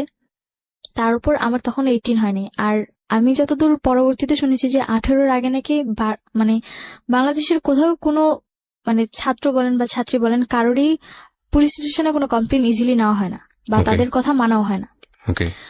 তো পরবর্তীতে যখন পুলিশ আমাকে জিজ্ঞেস করলো তোমার এজ কত, পরে আমি বললাম যে 17+। পরে যে তোমার তো এখন 18 হয় না, তুমি কি করে কমপ্লেন করলা? আর তুমি এত সাহস কি করে হয় যে তুমি রাত করে আমাদেরকে ফোন দিয়ে হ্যারাস করলা? আর তোমার মার ফেস দেখে তো মনেই হয় না যে সে তোমার উপর এমন টর্চার করতে পারে বা তোমাকে মারতে পারে। পরে আমি হাত কেটে গেছে দেখালাম, বলে কি যে টুকিটাকি ঝগড়া তো ফ্যামিলিতে হবে, তাই বলে তোমরা থানা পুলিশ পর্যন্ত নিয়ে আসবা? ওসির আচরণটা এতটাই খারাপ ছিল যে এখনো পর্যন্ত আমার পুলিশদেরকে সবচেয়ে বেশি ঘৃণা হয়। আমি একসময় তাদের অনেক রেসপেক্ট করতাম। উইথ ডিউ রেসপেক্ট, সব ওসি একরকম না, সব পুলিশ একরকম না, যে কারণেই আমাদের একটা বড় ভুল হয়ে যায়। আমরা একজনকে দিয়ে পুরো কমিউনিটিকে চিন্তা করি। আমি আমার লাইফে, আমরা কিছুদিন আগে এখানে একজন পুলিশ অফিসারের জীবন গল্প প্রচার করেছি বুধবারে, যদি তোমার শোনা হয়ে থাকে। আমি বলছি না যে পার্টিকুলারলি কেউ ভালো কিংবা কেউ খারাপ, কিন্তু একজনের জন্য পুরো কমিউনিটির আমরা একটা খারাপ ব্লেম দিই। তুমি তোমার লাইফে যে এক্সপিরিয়েন্স ফেস করেছো, যে কারণেই হয়তো তোমার এই ধরনের পারসেপশন হচ্ছে। এমনও হতে পারতো তুমি একজন ভালো অফিসারের কাছে গিয়েছো এবং তাদের অনেক ক্ষমতা, অফকোর্স গভর্নমেন্ট থেকে তাদেরকে ক্ষমতা দেওয়া হয়, তারা যদি তোমাকে প্রপারলি জাজ করতো তাহলে হয়তো বিষয়টা এরকম হতো না। বা তুমি যেটা বলছো সেটা যে আদৌ কতখানি সত্য সেটা তো বিশ্বাস করার একটা বিষয় থাকে, এবং সেটা যেহেতু টাইম মেশিনে চড়ে গিয়ে পুরো জিনিসটা দেখা যায় না, সুতরাং আরেকজনের জায়গা থেকে হয়তো পুরো গল্পটা যে তুমি যে এখানে বলেছো কেউ হয়তো বিশ্বাস করেছে, কেউ হয়তো বিশ্বাস করেনি, তিনি তার মতো করে হয়তো জিনিসটা বিশ্বাস করেননি। তবে কেসটা যেহেতু এতটা জটিল ছিল, আমার মনে হয় একটু হলেও খতিয়ে দেখা প্রয়োজন ছিল। পুরোপুরি ডিনাই না করে দিয়ে খতিয়ে দেখতে পারতো যে তোমাকে বিশ্বাস করি না, কিন্তু আমরা একটু অবজার্ভ করতে চাই যে আসলে সিচুয়েশনটা কি। হ্যাঁ, তো যাই হোক, তারপরে কি হলো? তারপর ওসি আমাকে বললো যে তোমার মা তো এটা সৎ মা না। পরে আমি বললাম যে জি না, আমার সৎ মা না, আমার আপন মা। বলে কি আপন মা পৃথিবীতে এমন কেউ হতেই পারে না। Exactly, that is my question also. আপন মা পৃথিবীতে আসলে এরকম হয়? এটা আসলেই খুব ডিফিকাল্ট। বাট ওই যে একটা কথা আছে, জীবন আসলেই কোনো এথিক্সের ধার ধারে না কখনো কখনো। হ্যাঁ, তারপর উনি আমার কথাগুলো বিলিভ করে না। পরবর্তীতে আমরা ওখান থেকে চলে আসি, মানে থানা থেকে আমাদেরকে বলে যে যে জিডিটা করছো তুমি ফোন দিয়ে ওটা ক্লোজ করে যাও। আর ফোন দিয়ে জিডি করো মানে তুমি নিজে লেখো নি, না ওনারা না না, ও জিডি আমি এন্ট্রি করে? বলে দিয়েছি, উনি ওই অনুযায়ী লিখে নিয়েছে। আচ্ছা, তো পরবর্তীতে বললো যে পরে ওখানে জিডি যে টাকা ছিল, যতটুকু দরকার ছিল ওটা পরে আমই দিছে, আমি আর কিছু বলিনি। জিডির টাকা মানে জিডিতে কোনো টাকা লাগে না? আমি ওখানে লেগেছিল। আচ্ছা, তো পরে আমি ওখান জিডিটা থেকে উইথড্র করো তুমি? হ্যাঁ, উইথড্র বলতে আমি তো চলে আসি, ওর যা যা করছে আমি ওখান থেকে থানা থেকে বেরিয়ে ডিরেক্টলি বাসায় চলে আসছি। বাসায় এসে বাসার পিরার সামনে বসেছিলাম। তো পরবর্তীতে দেখলাম যে এখন আমি পুরোপুরি অসহায়, মানে আমার পাশে না আছে গভর্নমেন্ট, না আছে আমার ফ্যামিলি, না আছে আমার কোনো রিলেটিভ, না পাইলাম আমি আমার লাইফে আমার ভালোবাসার মানুষটা, কিছুই নাই। লাস্ট হ্যাঁ। কিছু আর কি বলার আছে? আর আর কি বলতে তারপর এখন পর্যন্ত ওইভাবেই চলছে দিন। এখন আমার আম্মুর সাথে আমার টোটালি মানে কোনো কথা নেই, মানে সে বললে বলে কিন্তু আমি শুনি। এখন টোটালি আমি তার সাথে কোনো কথা বলি না, মানে একটা বউবা যেরকম থাকে না একটা বাড়িতে, আমি সেম ওইভাবে থাকি।